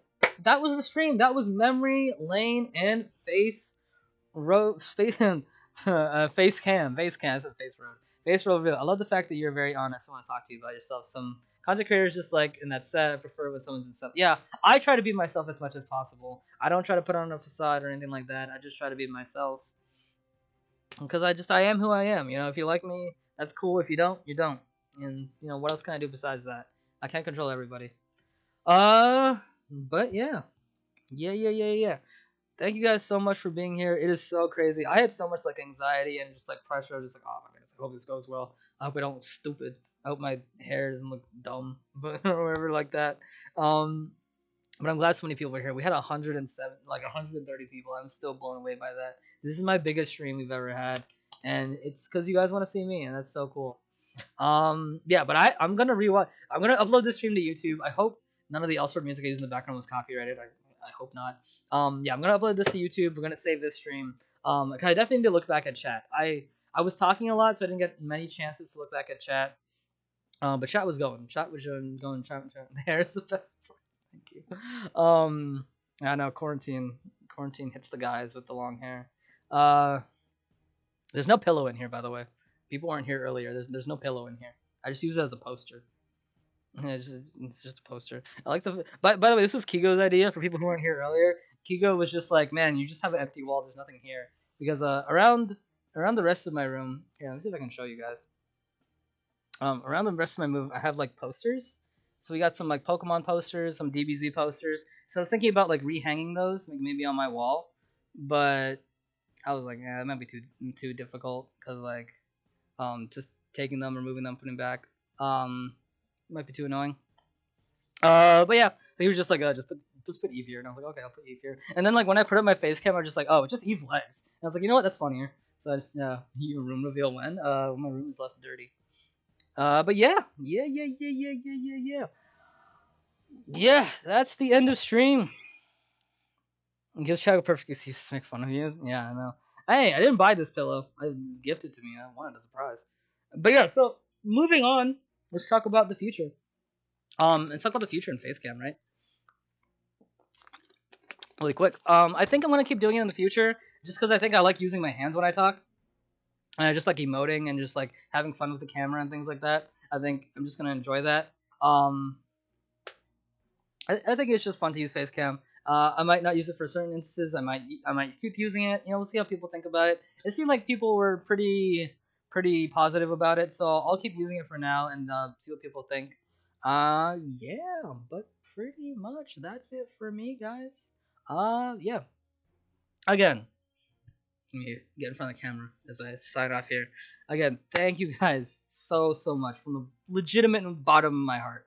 Like literally, thank you guys so much. You guys are absolutely the best. And yeah, there's not much more I can say beyond that. 2,023 followers, guys. Like really, I can't believe it. 2,000 people and like 3,000 on YouTube. It blows my absolute mind that many people care about me. So thank you guys so much. Y'all are the best. It was a great day. This was a fun stream. I'm glad. You guys were able to enjoy this, and I hope you guys had fun. And I'm glad this went so well. This couldn't have gone better. Like the actual reveal was really fun too. I was planning that, like to take the take the thing off the webcam to like the music. I watched that first part, by the way. It was really fun. That's it for me, guys. Have yourselves a good day, and I will see you guys next time. Bye bye.